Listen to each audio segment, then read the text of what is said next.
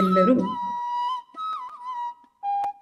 ತಮ್ಮ ಗಮನವನ್ನ ಉಸಿರಾಟದಲ್ಲೇ ಇಡಿ.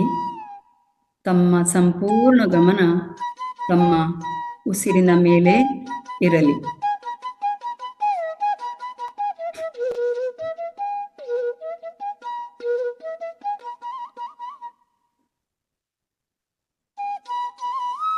ನಾವು ಮಾಡ್ತಾ ಇರತಕ್ಕಂತಹ ಧ್ಯಾನ ಆನ ಪಾನ ಸತಿ ಧ್ಯಾನ.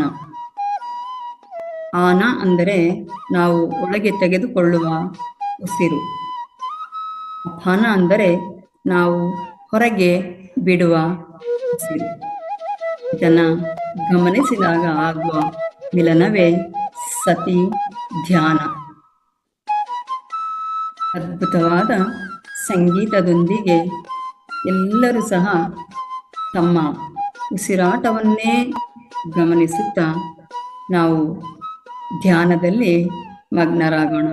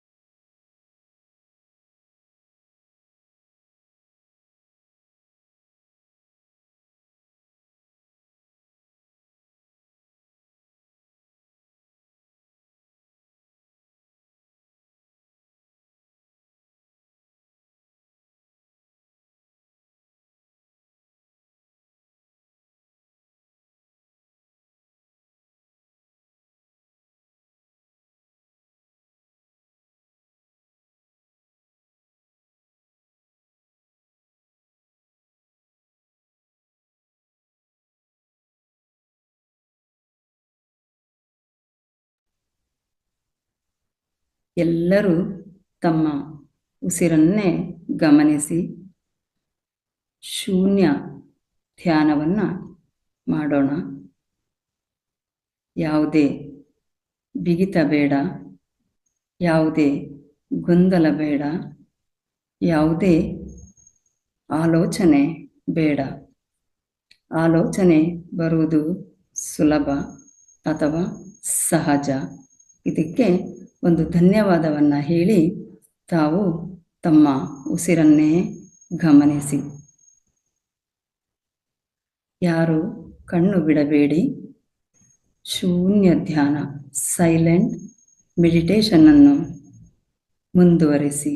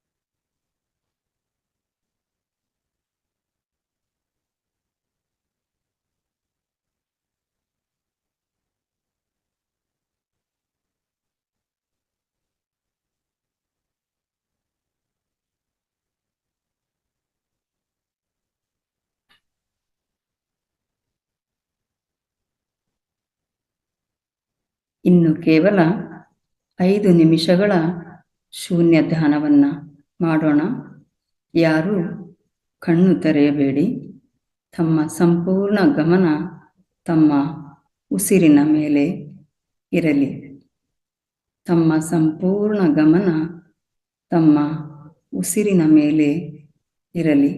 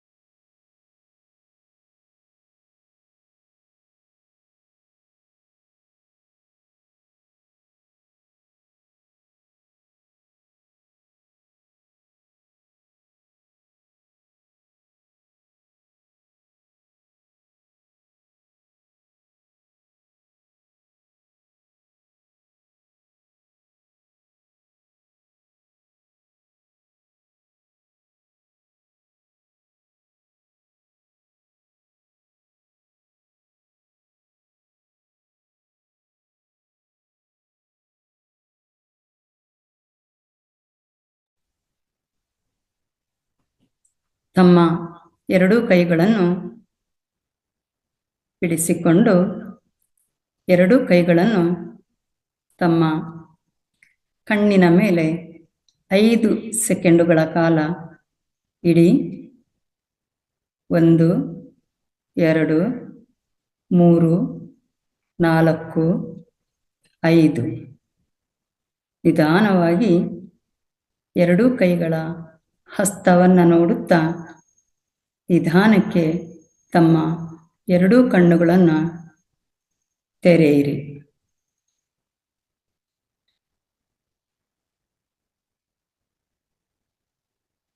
ಅದ್ಭುತವಾದ ಧ್ಯಾನವನ್ನು ಮಾಡಿದ ಎಲ್ಲ ಧ್ಯಾನ ಬಂಧುಗಳಿಗೆ ಧನ್ಯವಾದಗಳು. ಹಾಗೆಯೇ ಈ ಧ್ಯಾನಕ್ಕೆ ಸಹಕರಿಸಿದ ಪ್ರಕೃತಿ ಮಾತೆ ಹಾಗೂ ನಮ್ಮ ದೇಹಕ್ಕೆ ಚಪ್ಪಾಳೆಯೊಂದಿಗೆ ಧನ್ಯವಾದವನ್ನು ಹೇಳೋಣ.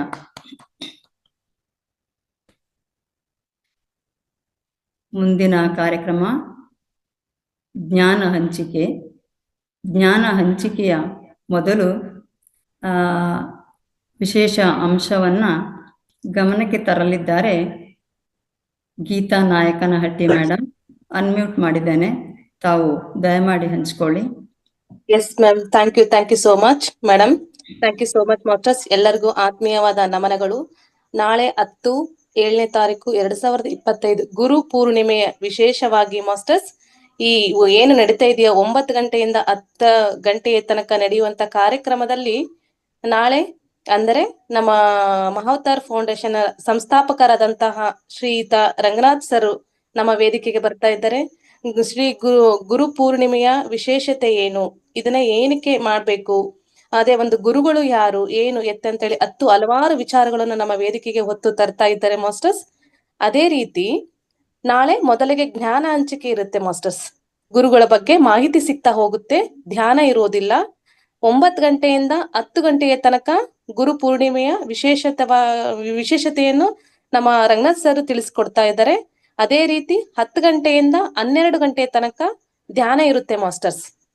ಯಾವ ರೀತಿ ಅಂತಂದ್ರೆ 1.5 ತಾಸು ಸಂಗೀತದೊಂದಿಗೆ ಧ್ಯಾನ ಇರುತ್ತೆ, ಇನ್ನು ಅರ್ಧ ಗಂಟೆಗಳ ಕಾಲ ಮೌನ ಧ್ಯಾನ ಇರುತ್ತೆ.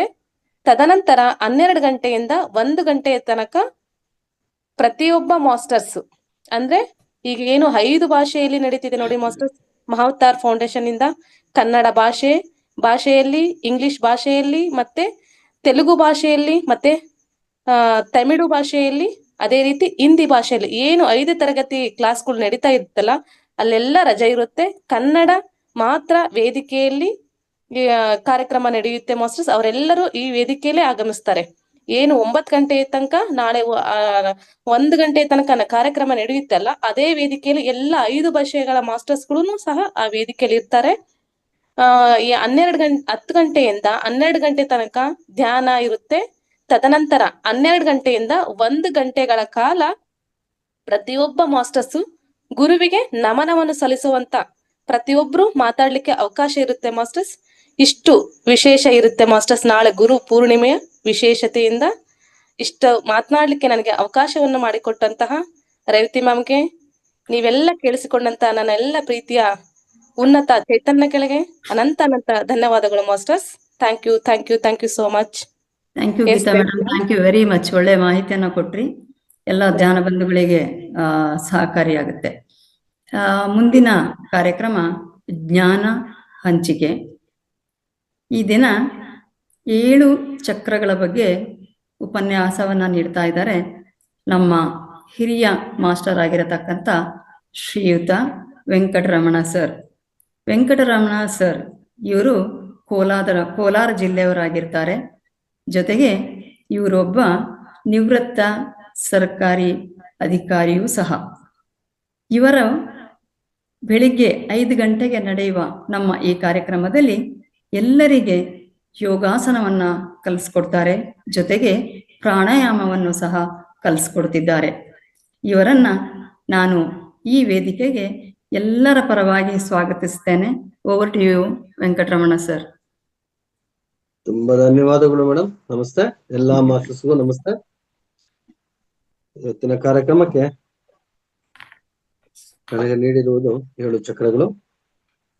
ಈ ಒಂದು ಪ್ರಸ್ತಾಪನೆ ಮಾಡೋಕ್ಕಿಂತ ಮುಂಚೆ ಎಲ್ಲಾ ಗುರು ಪರಂಪರೆಗೆ ಹಾಗೂ ರಂಗನಾಥ ಗುರುಜಿಗಳಿಗೆ ಮತ್ತು ನಮ್ಮ ಜನ್ಮದಾತರಿಗೆ ಪ್ರಕೃತಿ ಮಾತೆಗೆ ವಂದಿಸುತ್ತಾ ಇವತ್ತಿನ ಈ ಕಾರ್ಯಕ್ರಮವನ್ನ ಪ್ರಾರಂಭಿಸ್ತಾ ಇದ್ದೀನಿ.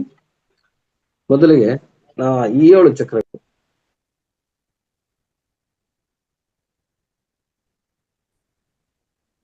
ಮ್ಯೂಟ್ ಅಲ್ಲಿ ಇದೀರಾ ಸರ್ ವೆಂಕಟರಮಣ ಸರ್? ಮೇಡಮ್ ಇಷ್ಟೊತ್ತು ಕೇಳಿಸ್ಲಿಲ್ವಾ? ಜಸ್ಟ್ ಈಗ ಸರ್. ಓಕೆ, ಕ್ಷಮಿಸಿ. ಈ ಒಂದು ಕಾರ್ಯಕ್ರಮವನ್ನು ಪ್ರಾರಂಭಕ್ಕಿಂತ ಮುಂಚೆ ನಮ್ಮ ಪತ್ರಿಜಿ ಗುರುಗಳಿಗೂ ಹಾಗೂ ರಂಗನಾಥ್ ಗುರುಜಿಗಳಿಗೂ ಮತ್ತು ಜನ್ಮದಾತರಿಗೂ ಜೋರಾಗಿ ಮಾತಾಡಿ ಸರ್. ವಂದಿಸುತ್ತಾ ಇವತ್ತಿನ ಕಾರ್ಯಕ್ರಮವನ್ನ ಪ್ರಾರಂಭ ಮಾಡೋಣ. ನನಗೆ ನೀಡಿರುವಂತ ಒಂದು ಸಬ್ಜೆಕ್ಟ್ ವಿಷಯ 7 ಚಕ್ರಗಳು.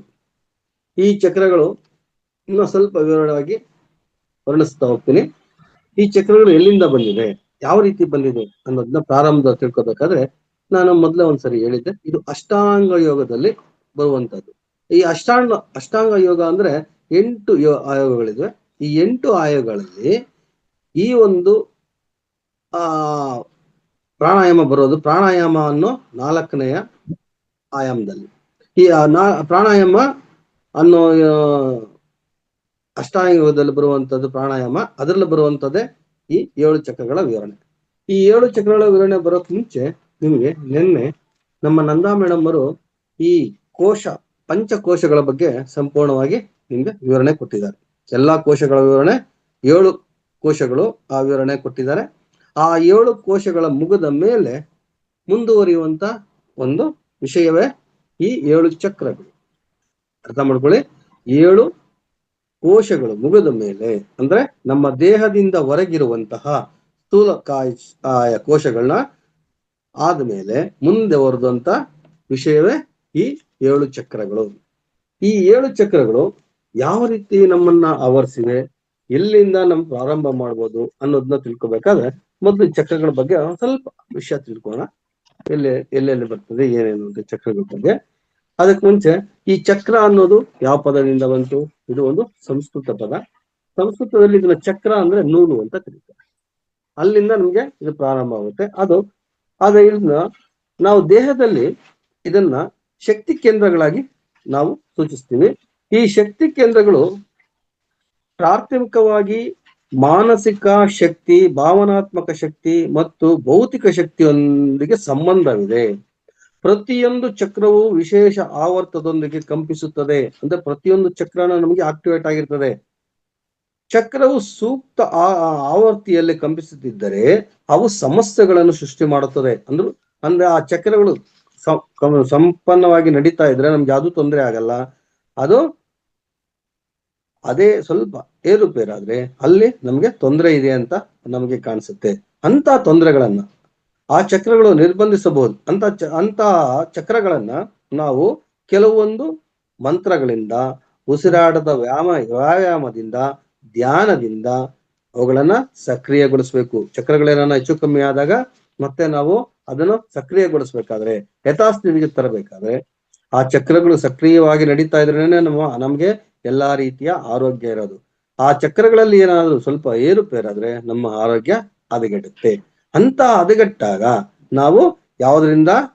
ಮಂತ್ರಗಳಿಂದಾನು ಮಾಡ್ತಾರೆ, ಉಸಿರಾಟದಿಂದ, ವ್ಯಾಯಾಮದಿಂದ, ಧ್ಯಾನದಿಂದ ಅವುಗಳನ್ನ ಸಕ್ರಿಯಗೊಳಿಸ್ಕೋಬಹುದು. ನಮ್ಮ ಆಲೋಚನೆಗಳು ಗೋಚರಿಸಿದ ಅಂದ್ರೆ ನಮ್ಮ ಆಲೋಚನೆಗಳು ಯಾವ ರೀತಿ ನಮ್ಗೆ ಕಾಣಿಸೋದಿಲ್ವೋ ಅದೇ ರೀತಿ ಸಾಮಾನ್ಯರ ಕಣ್ಣಿಗೆ ಈ ಚಕ್ರಗಳು ಕಾಣಿಸೋದಿಲ್ಲ. ಆಧ್ಯಾತ್ಮಿಕ ಕಣ್ಣುಗಳಿಗೆ ಗೋಚರಿಸುತ್ತದೆ. ತಿಳ್ಕೊಳ್ಳಿ ಮಾಸ್ಟ್ರೆ, ಇದು ಆಧ್ಯಾತ್ಮಿಕ ಕಣ್ಣುಗಳಿಗೆ ಗೋಚರಿಸುತ್ತದೆ. ದೈಹಿಕ, ಮಾನಸಿಕ, ಆಧ್ಯಾತ್ಮಿಕ ಯೋಗಕ್ಷೇಮದ ಮೇಲೆ ನೇರ ಪ್ರಭಾವ ಬೀರುತ್ತದೆ. ಸರಿಯಾದ ಬಣ್ಣ, ಸರಿಯಾದ ಆಹಾರದಿಂದ ಕಾಪಾಡಿಕೊಂಡು ಭಾವನಾತ್ಮಕ ಸ್ಥಿರತೆ ಮತ್ತು ಆರೋಗ್ಯವನ್ನು ಸುಧಾರಿಸಬಹುದು. ಸಮತೋಲನಗೊಳಿಸುವುದು ಮತ್ತು ಶುದ್ಧೀಕರಿಸುವುದು ಇಂದಿನ ಜನ್ಮದ ಕರ್ಮ ಶುದ್ಧೀಕರಣಕ್ಕೆ ಮುಖ್ಯವಾದದ್ದು. ಇದು ಅಲ್ಲಿಗೆ ಬರ್ತದೆ. ಅಂದ್ರೆ ನಮ್ಮ ಇಂದಿನ ಜನ್ಮದ ಕರ್ಮ ಸಿದ್ಧಾಂತಗಳಿಗೂ ಇಲ್ಲಿ ಸಂಬಂಧಪಟ್ಟಿರ್ತದೆ ಈ ಚಕ್ರಗಳು ಆಕ್ಟಿವೇಟ್ ಅಲ್ಲಿ. ಈ 7 ಚಕ್ರಗಳು ಮಾನಸಿಕ ಮತ್ತು ಭಾವನಾತ್ಮಕ ನಡವಳಿಕೆ ಮತ್ತು ಗುಣಪಡಿಸುವ ಶಕ್ತಿಯನ್ನು ರೂಪಿಸಲು ಒಟ್ಟಾಗಿ ಕೆಲಸ ಮಾಡುತ್ತವೆ. ಬಹುತೇಕ ಎಲ್ಲರೂ ತಮ್ಮ ಚಕ್ರಗಳಲ್ಲಿ ವಿಭಿನ್ನ ಮಾಹಿತಿಯನ್ನು ಹೊಂದಿರುತ್ತಾರೆ. ಅಂದ್ರೆ ಒಬ್ಬರಿಗೆ ಸಂಬಂಧಪಟ್ಟಂಗೆ ಯಾವುದು ಇರೋದಿಲ್ಲ. ಪ್ರತಿಯೊಬ್ಬ ಮನುಷ್ಯನಿಗೂ ತನ್ನದೇ ಆದ ರೀತಿಯಾದ ಚಕ್ರಗಳ ವಿಭಿನ್ನತೆಯನ್ನ ಹೊಂದಿರ್ತಾರೆ. ಯೋಚಿಸುವುದು, ವರ್ತಿಸುವುದು ವೈವಿಧ್ಯಮಯವಾಗಿರ್ತದೆ. ಪ್ರತಿಯೊಬ್ಬರದು ಬೇರೆ ಬೇರೆ ರೀತಿಯಾಗಿರ್ತದೆ, ಒಂದೇ ರೀತಿ ಇರೋದಿಲ್ಲ ಮಿತ್ರರೇ. ಇಂಥ ಚಕ್ರಗಳು ಯಾವ ರೀತಿ ನಮ್ಗೆ ಅದನ್ನ ನಾವು ಅರ್ಥ ಮಾಡ್ಕೋಬಹುದು ಅಂದ್ರೆ, ಆ ಶಕ್ತಿಯನ್ನು ಸುಳಿಗಾಳಿಗಳೆಂದು ಭಾವಿಸುತ್ತಾರೆ. ಆ ಶಕ್ತಿ ಗಾಳಿ ರೀತಿ ಇರ್ತದೆ ಅಂತ ಕೆಲವರು ಭಾವಿಸ್ತಾರೆ. ಅಲ್ಲ, ಅದು ಗಾಳಿ ರೀತಿಯಿಂದ ಬರೋದಲ್ಲ, ಅದು ಶಕ್ತಿ ಕೇಂದ್ರಗಳಾಗಿ ಬದಲಾಗಿ ದೈವಿಕ ವ್ಯಕ್ತಿತ್ವವುಳ್ಳದಾಗುತ್ತದೆ.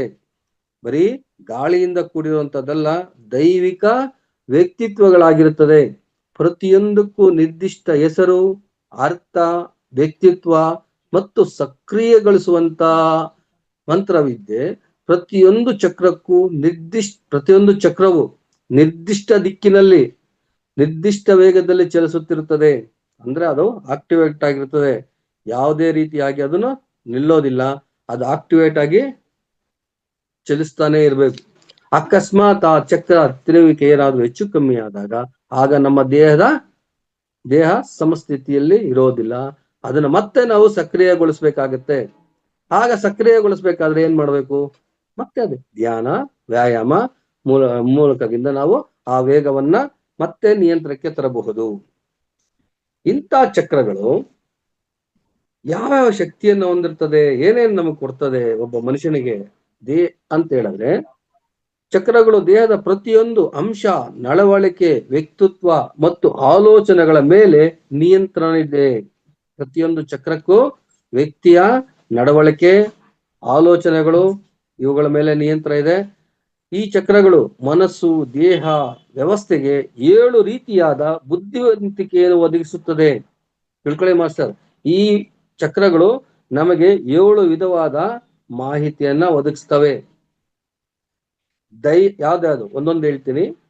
ದೈಹಿಕ ಬುದ್ಧಿ, ಸಾಮಾನ್ಯ ಗುಪ್ತಚರ, ಭಾಷಾ ಬುದ್ಧಿವಂತಿಕೆ, ಸಾಮಾಜಿಕ ಬುದ್ಧಿ, ಭಾವನಾತ್ಮಕ ಬುದ್ಧಿವಂತಿಕೆ, ರಾಜಕೀಯ ಬುದ್ಧಿವಂತಿಕೆ ಮತ್ತು ಆಧ್ಯಾತ್ಮಿಕ ಬುದ್ಧಿವಂತಿಕೆ. ಇನ್ನೊಂದ್ಸರಿ ಹೇಳ್ತೀನಿ. ದೈಹಿಕ ಬುದ್ಧಿ ಅಂದ್ರೆ ನಮ್ಮ ದೇಹಕ್ಕೆ ಸಂಬಂಧಪಟ್ಟಿದ್ದು. ಮತ್ತೆ ಸಾಮಾನ್ಯ ಗುಪ್ತಚರ, ಅದನ್ನ ಸಸ್ಪೆನ್ಸ್ ಆಗಿರುವಂತಹ ಸಮಸ್ಯೆಗಳೇನಿದ್ರೆ. ಭಾಷಾ ಬುದ್ಧಿವಂತಿಕೆ, ನಮಗೆ ಭಾಷೆನ ಕಲಿಸುತ್ತೆ. ಸಾಮಾಜಿಕ ಬುದ್ಧಿವಂತಿಕೆ, ಭಾವನಾತ್ಮಕ ಬುದ್ಧಿವಂತಿಕೆ, ರಾಜಕೀಯ ಮತ್ತು ಆಧ್ಯಾತ್ಮಿಕ. ಈ ವಿಷಯಗಳ ಬಗ್ಗೆ ನಮ್ಗೆ ಹೆಚ್ಚಾಗಿ ಮಾಹಿತಿಯನ್ನ ಕೊಡುತ್ತವೆ ಮಿತ್ರರೇ. ಇಂತಹ ಚಕ್ರಗಳು ದೇಹದೊಳಗಿವೆ. ನಮ್ಮ ಆಲೋಚನೆಗಳು, ಭಾವನೆಗಳು, ಬುದ್ಧಿವಂತಿಕೆ, ಏಕಾಗ್ರತೆ, ಗಮನ, ನಾಯಕತ್ವ ಮತ್ತು ದೈಹಿಕ, ಮಾನಸಿಕ, ಭಾವನಾತ್ಮಕ ಮತ್ತು ಆಧ್ಯಾತ್ಮಿಕ ಯೋಗಕ್ಷೇಮಕ್ಕೆ ಸಂಬಂಧಿಸಿದ್ದು. ಇವಾಗ ಎಷ್ಟು ನಾನು ಹೇಳಿದೆ ನಿಮ್ಗೆ, ಅವಷ್ಟೂನು ವಿವರವಾಗಿ ಇಲ್ಲಿ ಹೇಳ್ತಾ ಇದ್ದೀನಿ. ಇಷ್ಟು ವಿಷಯಗಳು ನಮ್ಗೆ ಆಲೋಚನೆಗಳು, ಭಾವನೆಗಳು, ಬುದ್ಧಿವಂತಿಕೆ, ಏಕಾಗ್ರತೆ, ಗಮನ, ನಾಯಕತ್ವ, ದೈಹಿಕ, ಮಾನಸಿಕ, ಭಾವನಾತ್ಮಕ ಮತ್ತು ಆಧ್ಯಾತ್ಮಿಕ ಯೋಗಕ್ಷೇಮಕ್ಕೆ ಸಂಬಂಧಪಟ್ಟಂತ ಅತಿ ಆಯಾಮಗಳು ನಮ್ಮಲ್ಲಿ ಒಟ್ಟುಗೂಡಿಸ್ತವೆ. ಆದ್ರೆ ಇಲ್ಲಿ 2 ಭಾಗ ಮಾಡ್ತಾರೆ ಈ ಚಕ್ರಗಳನ್ನ. ಕೆಲವರು 7 ಚಕ್ರಗಳು ಅಂತ ನಾವ್ ಹೇಳ್ತೀವಿ. ಆದ್ರೆ ಇದನ್ನ 2 ರೀತಿಯಾಗಿ ನೋಡ್ತಾರೆ. ಗಂಟಲಿಂದ ಕೆಳಗೆ 5 ಚಕ್ರಗಳು, ಗಂಟಲಿಂದ ಮೇಲೆ 2 ಚಕ್ರ, ಒಟ್ಟು 7. ಅದರಲ್ಲೂ ಕೂಡ ಈ 7ನೇ ಚಕ್ರ ಅಂದ್ರೆ ನಮ್ಮ ತಲೆ ಭಾಗದಲ್ಲಿರುವಂತಹ ಚಕ್ರ ಅತಿ ಸೂಕ್ಷ್ಮವಾದ ಚಕ್ರ. ಇದನ್ನು ಸಪರೇಟ್ ಆಗಿ ಹೇಳೋದು ಕೆಲವು ಮಾಹಿತಿಗಳು ನಮಗೆ ಲಭ್ಯವಿದೆ. ಆದ್ರೆ ನಾವು ಒಟ್ಟು ಗೂಡಿಸಿ 7 ಚಕ್ರಗಳನ್ನ ಬಗ್ಗೆ ಗಮನಿಸೋಣ. ಈಗ ವೈಜ್ಞಾನಿಕವಾಗಿ ಕೆಲವು ಸಂಶೋಧನೆಗಳ ಮುಖಾಂತರ ಈಗಿರುವಂತಹವರು ಕೂಡ ಈ ಒಂದು ಚಕ್ರನ ಒಪ್ಕೊಂಡಿದ್ದಾರೆ.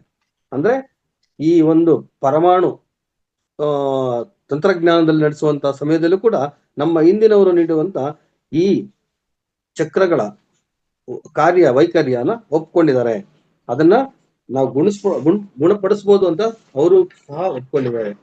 ಇಂಥ ಚಕ್ರಗಳ ಬಗ್ಗೆ ನಾವು ಹೆಚ್ಚಾಗಿ ತಿಳ್ಕೊಳ್ಳೋದೇ ಒಳ್ಳೇದು ಅಂತ ಹೇಳ್ತಾರೆ. ಇದನ್ನ ನಮ್ಮ ಭಾರತೀಯರು ಸಾವಿರಾರು ವರ್ಷಗಳ ಹಿಂದೆನೆ ನಮಗೆ ಕೊಟ್ಟಿದ್ದಾರೆ. ಆದ್ರೆ ನಾವು ಅದನ್ನ ಆದಷ್ಟು ಮರ್ತಿದ್ವಿ. ಈಗ ಮತ್ತೆ ಅದನ್ನ ನಿರ್ವಹಣೆಗೆ ಬರ್ತಾ ಇದೆ. ಇಂತಹ ಭಾವನೆಯ ನಿರ್ವಹಣೆಯನ್ನು ನಮ್ಮ ಮನೋವಿಜ್ಞಾನಿಗಳು ಮತ್ತು ರೋಗ ನಿರೋಧಕ ಶಕ್ತಿ ವರ್ಧಿಸುತ್ತದೆ ಎಂದು ಇವರು ಕೂಡ ಈಗಿನ ಸೈನ್ಸ್ ಒಪ್ಪಿಕೊಂಡಿದೆ ಗುರು. ಇದನ್ನ ನಾವು ಯಾವ ರೀತಿ ತಿಳಿಸಬಹುದು, ಯಾವ್ಯಾವ ಚಕ್ರಗಳು ಅನ್ನೋದ್ರ ಬಗ್ಗೆ ಸ್ವಲ್ಪ ತಿಳ್ಕೊಳ್ಳೋಣ. ಆ ಚಕ್ರಗಳ ಹೆಸರುಗಳನ್ನ ತಿಳ್ಕೊಳ್ಳೋಣ. ಮೊದಲನೇದಾಗಿ ಚಕ್ರಗಳ ಹೆಸರುಗಳು. ಮೊದಲನೇದು ಮೂಲಾಧಾರ ಚಕ್ರ.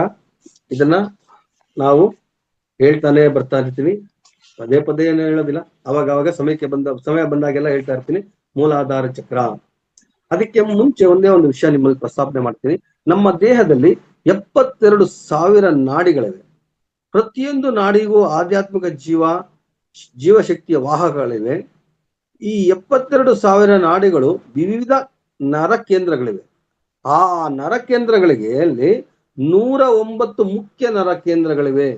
ಒಂದ್ಸರಿ ಗಮನಿಸಿ ಗುರುಗಳೇ, 72,000 ನಾಡಿಗಳಿದ್ದು ಇದು ನರ ಕೇಂದ್ರಗಳಲ್ಲಿ, ಅವುಗಳಲ್ಲಿ ಮುಖ್ಯವಾಗಿ 109 ನರ ಕೇಂದ್ರಗಳಿವೆ.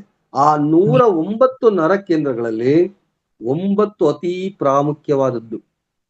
ಆ 9 ಪ್ರಾಮುಖ್ಯವಾದ ನರ ಕೇಂದ್ರಗಳಲ್ಲಿ ನಾವು ಈಗ ಏನು ಪ್ರಸ್ತಾಪ ಮಾಡ್ತಾ ಇದ್ವಿ, 7 ಚಕ್ರಗಳು, ಇದು ಇನ್ನೂ ಮುಖ್ಯವಾದದ್ದು. ಇದು ನಮ್ಗೆ ಭಾವನೆ, ಸಂವೇದನೆ ಮತ್ತು ಅನುಭವಗಳ ಅಂತಹ ಸಂಗತಿಗಳನ್ನೊಳಗೊಂಡ ಈ 7 ಚಕ್ರಗಳು ವಿಶೇಷವಾಗಿದೆ. ಅದನ್ನ ಒಂದೊಂದು ಚಕ್ರನು ಈಗ ತಮ್ಮ ಮುಂದೆ ಪ್ರಸ್ತಾಪ ಮಾಡ್ತಾ ಬರ್ತೀನಿ. ಈಗ ಮೊದಲನೇದು ಮೂಲಾಧಾರ ಚಕ್ರ. ಈ ಮೂಲಾಧಾರ ಚಕ್ರ ಏನೇನು, ಯಾವ ರೀತಿ ಇದೆ, ಇದೇನೇನು ನಮ್ಗೆ ಸಂರಕ್ಷಣೆ ಕೊಡ್ತದೆ ಅಂತ ಹೇಳಿದ್ರೆ, ಇದು ಭದ್ರತೆ, ಒತ್ತಡ, ಭಯ, ವೈವಿಧ್ಯಮತೆ ಮತ್ತು ಸೇರ್ಪಡೆ ಇಷ್ಟನ್ನು ನಮ್ಗೆ ಅದು ಅನುಭವಕ್ಕೆ ತರಿಸ್ತದೆ. ಇದು ಇನ್ನೊಂದು ರೀತಿ ಹೇಳ್ಬೇಕಾದ್ರೆ, ಈ ಮೂಲಾಧಾರ ಚಕ್ರ ವ್ಯಕ್ತಿಯ ಜೀವನದ ಹೆಚ್ಚು ಉತ್ಸಾಹವನ್ನು ಅನುಭವಿಸುತ್ತಾನೆ, ಸುಪ್ತ ಸ್ಥಿತಿಯನ್ನು ಹೊಂದುತ್ತಾನೆ. ವ್ಯಕ್ತಿಯ ಜೀವನದಲ್ಲಿ ಜಡತ್ವ, ಮಂದತ್ವವನ್ನು ಅನುಭವಿಸುತ್ತಾನೆ. ಜೊತೆಗೆ ಯಾವುದೇ ವಿಷಯದಲ್ಲಿ ಹೆಚ್ಚು ಆಸಕ್ತಿಯನ್ನು ಹೊಂದುವುದಿಲ್ಲವೋ ಅಂತಹ ಚಕ್ರದ ಸ್ಥಾನ ಇದು ನಮ್ಮ ಮೂಲಾಧಾರ ಚಕ್ರ. ನಮ್ಮ ಬೆನ್ನಿನ ಕೆಳಭಾಗದಲ್ಲಿ ಗುದದ್ವಾರದ ಹತ್ರ ಈ ಒಂದು ಚಕ್ರ ಇದೆ. ಇಂತಹ ಚಕ್ರನ ನಾವು ಸಕ್ರಿಯಗೊಳಿಸಬೇಕಾದ್ರೆ ಅದಕ್ಕೆ ಧ್ಯಾನ ಮುಖ್ಯ ಮತ್ತೆ ಜ್ಞಾನ ಮುಖ್ಯ. ಈ ಒಂದು ಚಕ್ರ ಪೃಥ್ವಿ ತತ್ವವನ್ನು ಹೊಂದಿರ್ತದೆ. ಈ ಪೃಥ್ವಿ ತತ್ವವನ್ನು ಹೊಂದಿರುವಂತಹ ಚಕ್ರ ನಮಗೆ ಬೆನ್ನು ಮೂಳೆ ಬುಡದಲ್ಲಿ, ಬೆನ್ನು ಮೂಳೆಯ ಕೊನೆಯಲ್ಲಿ, ಅರ್ಥ ಮಾಡ್ಕೊಳ್ಳಿ, ಅಲ್ಲಿರ್ತದೆ. ಇದಕ್ಕೆ ಒಂದು ಆ ಜ್ಞಾನ ಜಪ ಮಾಡ್ಬೇಕಾದ್ರೆ ಲಂ ಅನ್ನೋ ಅಕ್ಷರ, ಬೀಜಾಕ್ಷರನ ಕೊಟ್ಟಿದ್ದಾರೆ ನಮಗೆ. ಲಂ ಅನ್ನೋ ಬೀಜಾಕ್ಷರನ ಈ ಒಂದು ಚಕ್ರನ ಸಕ್ರಿಯಗೊಳಿಸೋದಕ್ಕೋಸ್ಕರ ಲಂ ಅನ್ನೋ ಬೀಜಾಕ್ಷರ ಕೊಟ್ಟಿದ್ದಾರೆ. ಇದಕ್ಕೆ ಪೃಥ್ವಿ ಶಕ್ತಿ ಇರೋದ್ರಿಂದ, ಭೂಮಿ ಶಕ್ತಿ ಇರೋದ್ರಿಂದ ಇದನ್ನ ಪೃಥ್ವಿ ಮುದ್ರೆ ಅಂತಾನು, ಪೃಥ್ವಿ ಶಕ್ತಿ ಅಂತಾನು ಕರಿತೀವಿ. ಇಲ್ಲಿ 4 ದಳಗಳು, ಕಮಲಗಳು, 4 ದಳಗಳ ಕಮಲ ಇರ್ತದೆ. ಇದರ ಬಣ್ಣ ಕೆಂಪು, ಅರ್ಥ ಮಾಡ್ಕೊಳ್ಳಿ, ಇದರ ಬಣ್ಣ ಕೆಂಪು. ಇದು ಭೂಮಿ ತತ್ವ ಹೊಂದಿರುವಂತ ಒಂದು ಚಕ್ರ. ಇದಕ್ಕೆ ಕೆಂಪು ಬಣ್ಣ ಹೊಂದಿದೆ. ಲಂ ಅನ್ನೋ ಬೀಜಾಕ್ಷರದಿಂದ ನಾವು ಇದನ್ನ ಧ್ಯಾನ ಮಾಡಬಹುದು. ಇಲ್ಲಿ 4 ದಳದ ಕಮಲಗಳಿವೆ. ಈ ಉಪಕಮಲಗಳು ಇದಾವೆ. ಅದೇ ಈಗ 4 ದಳ ಕಮಲ ಅಂತ ಹೆಸರು ಕೊಡ್ತಾ ಇದ್ದೀನಿ. ಮುಂದೆ ನಾವು ಇನ್ನೊಂದು ಚಕ್ರಕ್ಕೆ ಬಂದ್ರೆ ನಾವು ಸ್ವಾಧಿಷ್ಠಾನ ಚಕ್ರ. ನಾನು ಇದಕ್ಕೆ ಮುಂಚೆನೆ ಹೇಳಿದ್ದೆ ನಿಮ್ಗೆ, ಈ ಮೂಲಾಧಾರ ಚಕ್ರದ ಬಗ್ಗೆ ನಮಗೆ ಹಿಂದಿನ ಜನ್ಮದ, ಪೂರ್ವ ಜನ್ಮದ ವೃತ್ತಾಂತಗಳು ಕೂಡ ನಮ್ಗೆ ಇದು ನೆನಪು ಬರ್ತದೆ ಅಂತ ಒಂದು ವಿಶಿಷ್ಟವಾದ ಚಕ್ರ ಇದು ಮೂಲಾಧಾರ ಚಕ್ರ. ನಮ್ಗೆ ಹಿಂದಿನ ಜನ್ಮದ ವೃತ್ತಾಂತಗಳು ಕೂಡ ಇದನ್ನ ಧ್ಯಾನ ಮಾಡುವಾಗ ನಮ್ಗೆ ಸಿಗ್ತದೆ ಅಂತ. ಸತತವಾಗಿ ಧ್ಯಾನ ಮಾಡುವುದರಿಂದ ವ್ಯಕ್ತಿಗೆ ಪೂರ್ವ ಜನ್ಮದ ಸ್ಮರಣೆ ಆಗುತ್ತದೆ ಅಂತ ನಮ್ಮ ಋಷಿ ಮುನಿಗಳಿದ್ದಾರೆ. ಇದೀಂತ ಒಳ್ಳೆ ಅದ್ಭುತವಾದ ಒಂದು ಚಕ್ರ ಮೂಲಾಧಾರ ಚಕ್ರ. ಈ ಮೂಲಾಧಾರ ಚಕ್ರ ನಮಗೆ ಸಕ್ರಿಯವಾಗಿದ್ರೆ ನಮ್ಮ ದೇಹದಲ್ಲಿ ಯಾವುದೇ ರೀತಿಯ ನಿರುತ್ಸಾಹ ಇರೋದಿಲ್ಲ, ಶಕ್ತಿಹೀನತೆ ಇರೋದಿಲ್ಲ. ನಾವು ಆಕ್ಟಿವ್ ಆಗಿರೋದು ಅಂತ ಒಳ್ಳೆ ಅದ್ಭುತವಾದಂತಹ ಈ ಮೂಲಾಧಾರ ಚಕ್ರ. ಮುಂದಿನ ಚಕ್ರ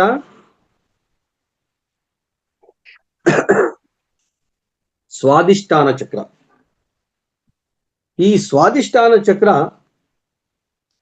ನಮ್ಗೆ ಎಲ್ಲಿದೆ ಅಂದ್ರೆ ಈ ಮೂಲಾಧಾರ ಚಕ್ರ ಬಿಟ್ಟು ನಾವು ಮುಂದಕ್ಕೆ ಬಂದ್ರೆ ಇದು ಸ್ವಾದಿಷ್ಠಾನ ಚಕ್ರ ನಮ್ಮ ಜನನೇಂದ್ರಿಯಗಳ ಹತ್ರ ಇರ್ತದೆ. ಈ ಜನನೇಂದ್ರಿಯಗಳ ಹತ್ರ ಇದ್ದು ಇದು ವರ್ಣ ಅಂದ್ರೆ ನೀರಿನ ಅಂಶದಿಂದ ಕೂಡಿರ್ತದೆ. ಇವಾಗ ಹಿಂದೆ ಹೇಳಿದ್ದು ನಾನು ಭೂಮಿ ತತ್ವ ಅಂತ ಹೇಳಿದೆ. ಆ ಭೂಮಿ ತತ್ವದಿಂದ ಕೂಡಿರೋದ್ರಿಂದ ಅಲ್ಲಿ ನಮ್ಗೆ ಭೂಮಿಗೆ ಸಂಬಂಧಪಟ್ಟಂತದ್ನ ಡೀಟೇಲ್ಸ್ ನಾನು ಹೇಳಿದೆ. ಈಗ ಇಲ್ಲಿ ಇದು ವರ್ಣತತ್ವ. ಈ ವರ್ಣತತ್ವದಿಂದ ಕೂಡಿರುವಂತಹ ನೀರಿನ ಅಂಶದಿಂದ ಕೂಡಿರುವಂತ ಚಕ್ರ ಇದು. ಇಲ್ಲಿ ಏನೇನ್ ಸಿಗ್ತದೆ ಅಂದ್ರೆ ಒಟ್ಟಿಗೆ ಸಮೃದ್ಧಿ ಸಿಗ್ತದೆ, ತೃಪ್ತಿ ಸಿಗ್ತದೆ, ಯೋಗಕ್ಷೇಮ ಸಿಗ್ತದೆ, ಇತರರಿಗೆ ಸಂಪರ್ಕ ಒದಗಿಸುವಂತ ಒಂದು ಸನ್ಮಾರ್ಗದ ವಿಷಯಗಳು ನಮ್ಗೆ ನಮ್ಮ ಮೈಂಡಿಗೆ ಈ ಒಂದು ಚಕ್ರದಿಂದ ಕಳಿಸ್ತದೆ. ಮತ್ತು ಇದು ಜನನಕ್ಕೆ ಅತಿ ಮುಖ್ಯವಾಗಿ ಕೆಲಸ ಮಾಡುತ್ತೆ. ಇಂತಹ ಚಕ್ರ ವರ್ಣಮುದ್ರೆ. ಇದಕ್ಕೆ ಒಂ ಅನ್ನೋ ಬೀಜಾಕ್ಷರ ಇದೆ, ಅರ್ಥ ಮಾಡ್ಕೊಳ್ಳಿ. ಇದಕ್ಕೆ ಒಂ ಅನ್ನೋ ಬೀಜಾಕ್ಷರ ಇದೆ. ಇದರ ಬಣ್ಣ ಕಿತ್ತಳೆ ಬಣ್ಣ. ಇದರ ಬಣ್ಣ ಕಿತ್ತಳೆ ಬಣ್ಣ. ಇಲ್ಲಿ ಈ ಕಿತ್ತಳೆ ಬಣ್ಣ ಇರ್ತದೆ.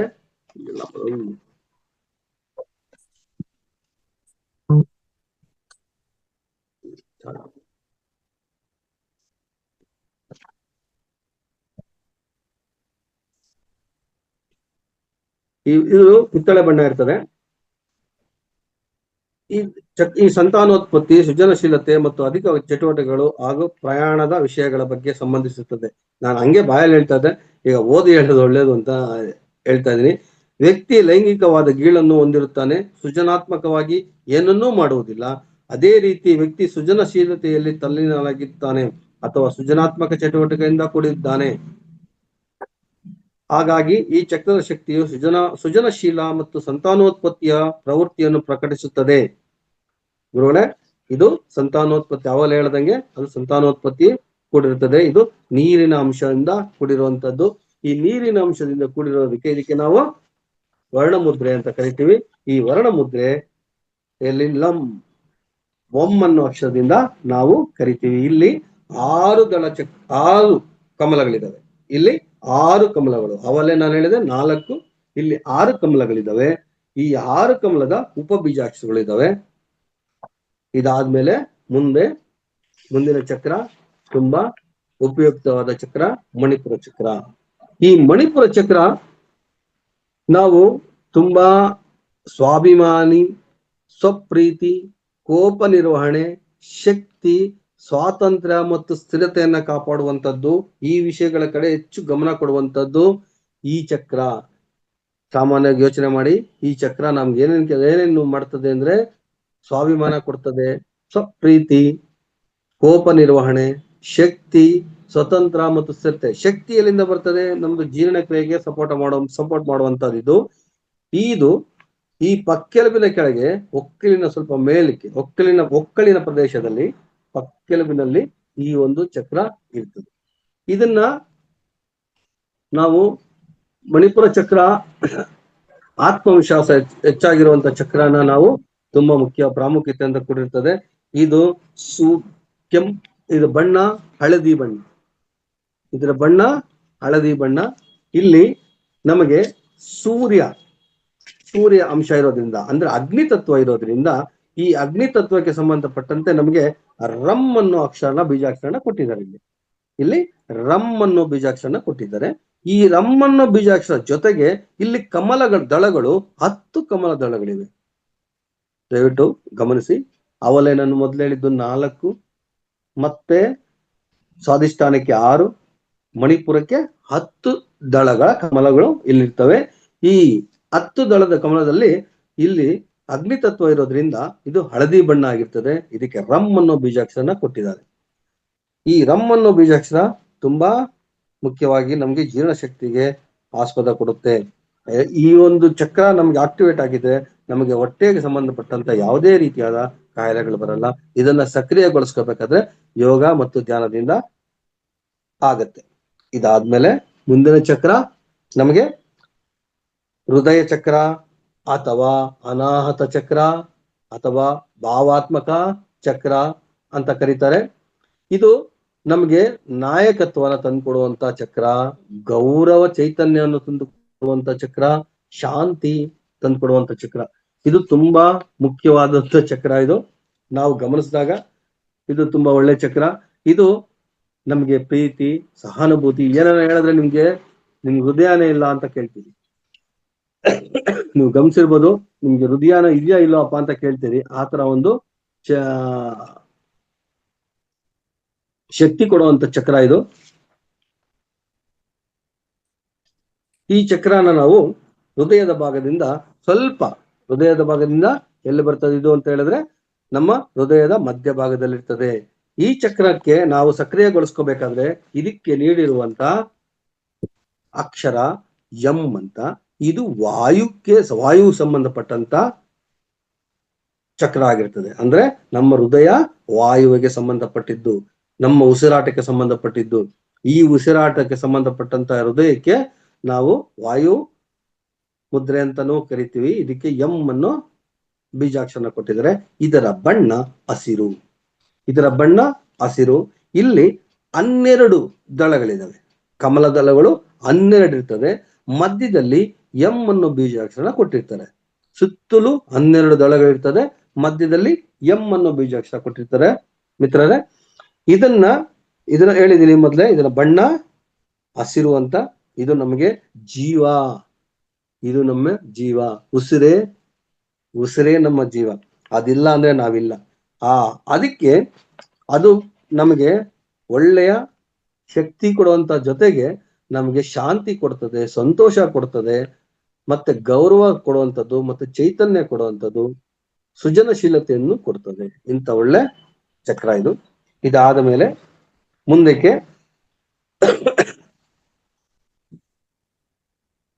ವಿಶುದ್ಧಿ ಚಕ್ರ ಗಮನಿಸಿ. ವಿಶುದ್ಧಿ ಚಕ್ರ ಗಂಟಲಿನ ಭಾಗದಲ್ಲಿರ್ತದೆ ನಮ್ಗೆ. ಇದು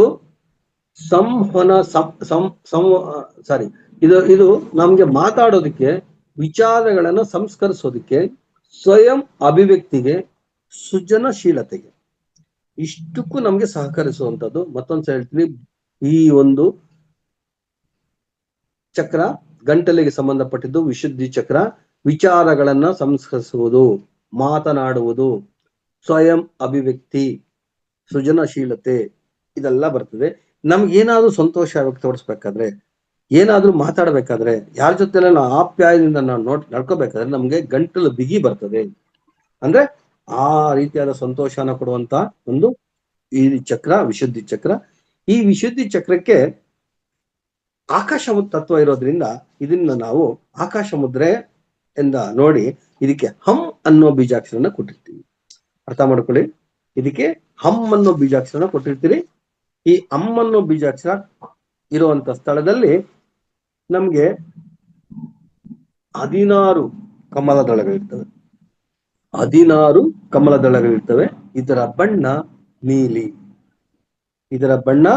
ನೀಲಿ ಆಗಿರ್ತದೆ. ಈ ನೀಲಿ ಬಣ್ಣದ ಪ್ರಕಾಶಮಾನಗೆ ಬೆಳಗ್ತಾ ಇರುವಂತದ್ದು ಇದು ಬಂದು ನಮ್ಮ ಗಂಟಲಿನ ಪ್ರದೇಶದಲ್ಲಿ ಇರುವಂತದ್ದು.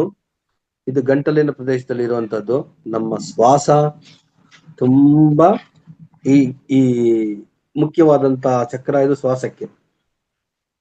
ಇದನ್ನು ಅಷ್ಟೇ ನಾವು ಧ್ಯಾನ ಮುದ್ರೆಯಿಂದ ಹೆಚ್ಚು ಕಮ್ಮಿ ಆದಾಗ ಸರಿಪಡಿಸ್ಕೋಬಹುದು. ಮುಂದಿನ ಚಕ್ರ ಆಜ್ಞಾಚಕ್ರ ಅಥವಾ ಪ್ರಜ್ಞಾಚಕ್ರ ಅಂತ ಕರಿತೀವಿ. ಈ ಒಂದು ಚಕ್ರಕ್ಕೆ ನಮ್ಗೆ ಇದು 3ನೇ ಕಣ್ಣಿನ ಚಕ್ರ ಅಂತಾನೂ ಕರೀತಾರೆ. ಯೋಜನೆಗಳು ಮತ್ತು ಬುದ್ಧಿವಂತಿಕೆ, ಗುರಿ ನಿಗದಿ ಮಾಡೋದು, ನೀತಿಶಾಸ್ತ್ರ, ಸಮಗ್ರತೆ, ಅರಿವು, ಅಂತಃಪ್ರಜ್ಞೆ ಇವೆಲ್ಲ ನೀಡುವಂಥದ್ದು ಈ ಒಂದು ಚಕ್ರ. ಇದರ ಬಣ್ಣ ಇಂಡಿಗೋ.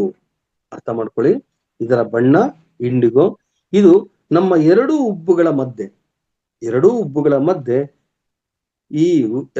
ಮಧ್ಯೆ ಇರ್ತದೆ. ಇದನ್ನ 3ನೇ ಕಣ್ಣು ಅಂತಾನು ಕರೀತಾರೆ, 3ನೇ ಕಣ್ಣಿನ ಚಕ್ರ ಅಂತಾನು ಕರೀತಾರೆ. ಈ ಮೂರನೇ ಕಣ್ಣಿನ ಚಕ್ರಕ್ಕೆ ನಾವು ಪ್ರವೇಶ ಮಾಡಿದ್ರೆ ನಾವು ಅತಿ ಬುದ್ಧಿವಂತರಾಗ್ತೀವಿ, ಅತಿ ಜ್ಞಾನಸ್ಥರಾಗ್ತೀವಿ ಅಂತಾರೆ. ಇಂಥ ಜ್ಞಾನವನ್ನು ಹೊಂದಿರುವಂತಹ ಚಕ್ರಕ್ಕೆ ನಾವು ಕೊಡುವಂತದ್ದು ಅಂದ್ರೆ ಅವರು ಬೀಜಾಕ್ಷರ ನೀಡುವಂಥದ್ದು ಓಂ ಅಂತ ಅರ್ಥ ಮಾಡ್ಕೊಳ್ಳಿ. ಇಲ್ಲಿ ಇಂಡಿಗೋ ಬಣ್ಣ ಇರ್ತದೆ, ಓಂ ಅನ್ನು ಬೀಜಾಕ್ಷರ ಕೊಟ್ಟಿದ್ದಾರೆ. ನೋಡಿ, ಇಷ್ಟೊತ್ತು ನಾವು ಕಮಲದಳಗಳು ಹೆಚ್ಚಿಸ್ಕೊಂತ ಬಂದ್ವಿ, ಗಂಟಲವರೆಗೂ ಜಾಸ್ತಿ ಮಾಡ್ಕೊಂತ ಬಂದ್ವಿ. ಈ ಹಣೆಗೆ ಬಂದ ತಕ್ಷಣ ನಮ್ಗೆ ಇಲ್ಲಿ ಏನಾಯ್ತಂದ್ರೆ ಕೇವಲ 3 ಅಂದ್ರೆ ಇಲ್ಲಿ ನಮ್ಗೆ ಒಂದ್ ರೀತಿ ಓಂ ತ್ರಿಕೋನಾಕಾರದಲ್ಲಿ ಓಂ ಅಂತ ಒಂದು ಬೀಜಾಕ್ಷರ ಇದೆ. ಅದಾದ್ಮೇಲೆ ಆ ಕಡೆ ಈ ಕಡೆ ಕೇವಲ 2 ದಳಗಳಿದೆ, 2 ದಳ. ಇಲ್ಲಿ ತ್ರಿಕೋನಾಕಾರದಲ್ಲಿ ಓಂ ಅಂತ ಇದ್ರೆ ಆ ಕಡೆ ಒಂದ್ ದಳ, ಈ ಕಡೆ ಒಂದ್ ದಳ, 2 ದಳಗಳು. ಈ 2 ದಳಗಳಿರುವಂತದ್ದು ಅದೇ ಹೆಚ್ಚು ಶಕ್ತಿ ಹೊಂದಿರುವಂತ ಪ್ರದೇಶ, ಹೆಚ್ಚು ಶಕ್ತಿ ಹೊಂದಿರುವಂತ ಪ್ರದೇಶ. ಮತ್ತೆ ಇದನ್ನ ನಾವು ಮೂರನೆಯ ನೇತ್ರ ಅಥವಾ ಜ್ಞಾನ ನೇತ್ರ ಅಂತ ಕರಿತೀವಿ. ಈ ಒಂದು ಸಂಗಮಕ್ಕೆ ಇನ್ನ ಒಂದು ಹೆಸರಿದೆ, ಇದನ್ನ ತ್ರಿವೇಣಿ ಸಂಗಮ ಅಂತ ಕರಿತೀವಿ. ಈ ತ್ರಿವೇಣಿ ಸಂಗಮ ಅಂತ ಯಾಕೆ ಕರಿತೀವಿ ಅಂದ್ರೆ ಇಂಡ, ಪಿಂಗಳ ಮತ್ತು ಸುಷುಮ್ನ ನಾಡಿಗಳು 3 ಇಲ್ಲಿ ಮಿಲನವಾಗುತ್ತದೆ. ಇಡ, ಪಿಂಗಳ ಮತ್ತು ಸುಷುಮ್ನ ಈ ನಾಡಿಗಳ ಮಿಲನ ಸ್ಥಾನ ಇದಾಗಿದೆ. ಇಂಥ ಮಿಲನ ಸ್ಥಾನದಲ್ಲಿ ಮತ್ತೊಂದು ನಾವು ಒಂದು ಆಡೋ ಭಾಷೆಯಲ್ಲಿ ಏನ್ ಹೇಳ್ತೀವಿ ಅಂದ್ರೆ ತ್ರಿವೇಣಿ ಸಂಗಮ ಅಂತ. ಗಂಗಾ, ಯಮುನಾ, ಸರಸ್ವತಿ ತ್ರಿವೇಣಿ ಸಂಗಮ ಎಷ್ಟು ಪ್ರಾಮುಖ್ಯತೆಯನ್ನ ನಾವು ಕೊಡ್ತೀವಿ, ಅದೇ ರೀತಿ ಈ ಒಂದು ಚಕ್ರಕ್ಕೆ ಅದೇ ಪ್ರಾಮುಖ್ಯತೆ ಇದೆ. ಇಲ್ಲಿ ಇಡ, ಪಿಂಗಳ ಮತ್ತು ಸುಷುಮ್ನ ನಾಡಿಗಳ ಸಮನ್ವಯ ನಡೀತದೆ. ಇಂತಹ ಒಂದು ದಿವ್ಯವಾದ ಸ್ಥಳಕ್ಕೆ ನಾವು ಜ್ಞಾನ ಮಾಡ್ಬೇಕಾದ್ರೆ ಓಂ ಅನ್ನು ಬೀಜಾಕ್ಷರನ ಇಲ್ಲಿ ಕೊಟ್ಟಿದ್ದೀವಿ. ಇದಾದ ಮೇಲೆ ಮುಂದೆ ನಮಗೆ ಸಿಗುವಂತದ್ದು ಕಿರೀಟ, ತಲೆಯ ಮೇಲೆ ಕಿರೀಟ. ಇದನ್ನ ನಾನು ಅವಲೇ ಹೇಳಿದೆ, ಈ ಒಂದು ಚಕ್ರಗಳು ಎಳ್ಸೋವಾಗ ಕೆಲವರು 6 ಚಕ್ರ ಅಂತ ಹೇಳ್ತಾರೆ, ಕೆಲವರು 7 ಚಕ್ರ ಅಂತ, ಕೆಲವರು 5 ಚಕ್ರ ಅಂತ. ತಲೆಯಿಂದ ಮೇಲೆ ಬರುವಂತದ್ದು 2, ತಲೆಯಿಂದ ಕೆಳಗಡೆ ಬರುವಂತದ್ದು 5. ಈ 5 ಚಕ್ರಗಳು ತುಂಬಾ ಮುಖ್ಯ. ಅದಾದ್ಮೇಲೆ ಅದಕ್ಕಿಂತ ಪ್ರಾಮುಖ್ಯತೆ ಕೊಡುವಂತದ್ದು ಈ 2 ಚಕ್ರಗಳಿಗೆ. ಈ 2 ಚಕ್ರಗಳು ಒಂದು ನಮ್ಮ ಜ್ಞಾನ ನೇತ್ರ ಆಗ್ತದೆ, ಇನ್ನೊಂದು ನಮಗೆ ಕಿರೀಟ. ಅರ್ಥ ಮಾಡ್ಕೊಳ್ಳಿ ಈ ಕಿರೀಟದ ಬಗ್ಗೆ. ಇದರ ಬಣ್ಣ, ಇದು ಉನ್ನತವಾದ ಸ್ಥಳ, ಅತಿ ಉನ್ನತವಾದ ಸ್ಥಳನೇ ಈ ಕಿರೀಟ. ಈ ಸಹಸ್ರಾರು ಚಕ್ರ, ಇದು ಸಹಸ್ರಾರು ಚಕ್ರ ಅಂತಾನು ಕರೀತಾರೆ, ಇದನ್ನ ಕಿರೀಟ ಚಕ್ರ ಅಂತ ಕರೀತಾರೆ. ಇಲ್ಲಿ ಇದನ್ನ ನಾವು ಯಾವ ರೀತಿ ಉದ್ದೇಶ, ಉನ್ನತವಾದ ಉದ್ದೇಶ ಮತ್ತು ಇದಕ್ಕೆ ಪ್ರಜ್ಞೆ ಮತ್ತು ಆಧ್ಯಾತ್ಮಿಕ ಜ್ಞಾನೋದಯದೊಂದಿಗೆ ಸಂಬಂಧಿಸುತ್ತದೆ. ಇಲ್ಲಿಗೆ ಬರೋಷ್ಟೊತ್ತಿಗೆ ನಮ್ಗೆ ಸಂಪೂರ್ಣ ಜ್ಞಾನವಾಗ್ತದೆ. ಈ 7 ಚಕ್ರಗಳು ನಮ್ಮ ದೈಹಿಕ ಭಾವನಾತ್ಮಕ ಮತ್ತು ಇದನ್ನ ಈ ಒಂದು ಸ್ಥಳಕ್ಕೆ ಬರೋಷ್ಟೊತ್ತಿಗೆ ನಮ್ಗೆ ಉನ್ನತವಾದ ಜ್ಞಾನ ಬರ್ತದೆ. ಇದರ ಬಣ್ಣ ನೇರಳೆಯ ಬಣ್ಣ, ಕಡು ನೇರಳೆ ಅಂದ್ರೆ ವೈಲೆಟ್, ಆ ರೀತಿ ಬಣ್ಣ ಇರ್ತದೆ. ಇಲ್ಲಿ ಸಹಸ್ರಾರು ದಳಗಳಿರ್ತವೆ.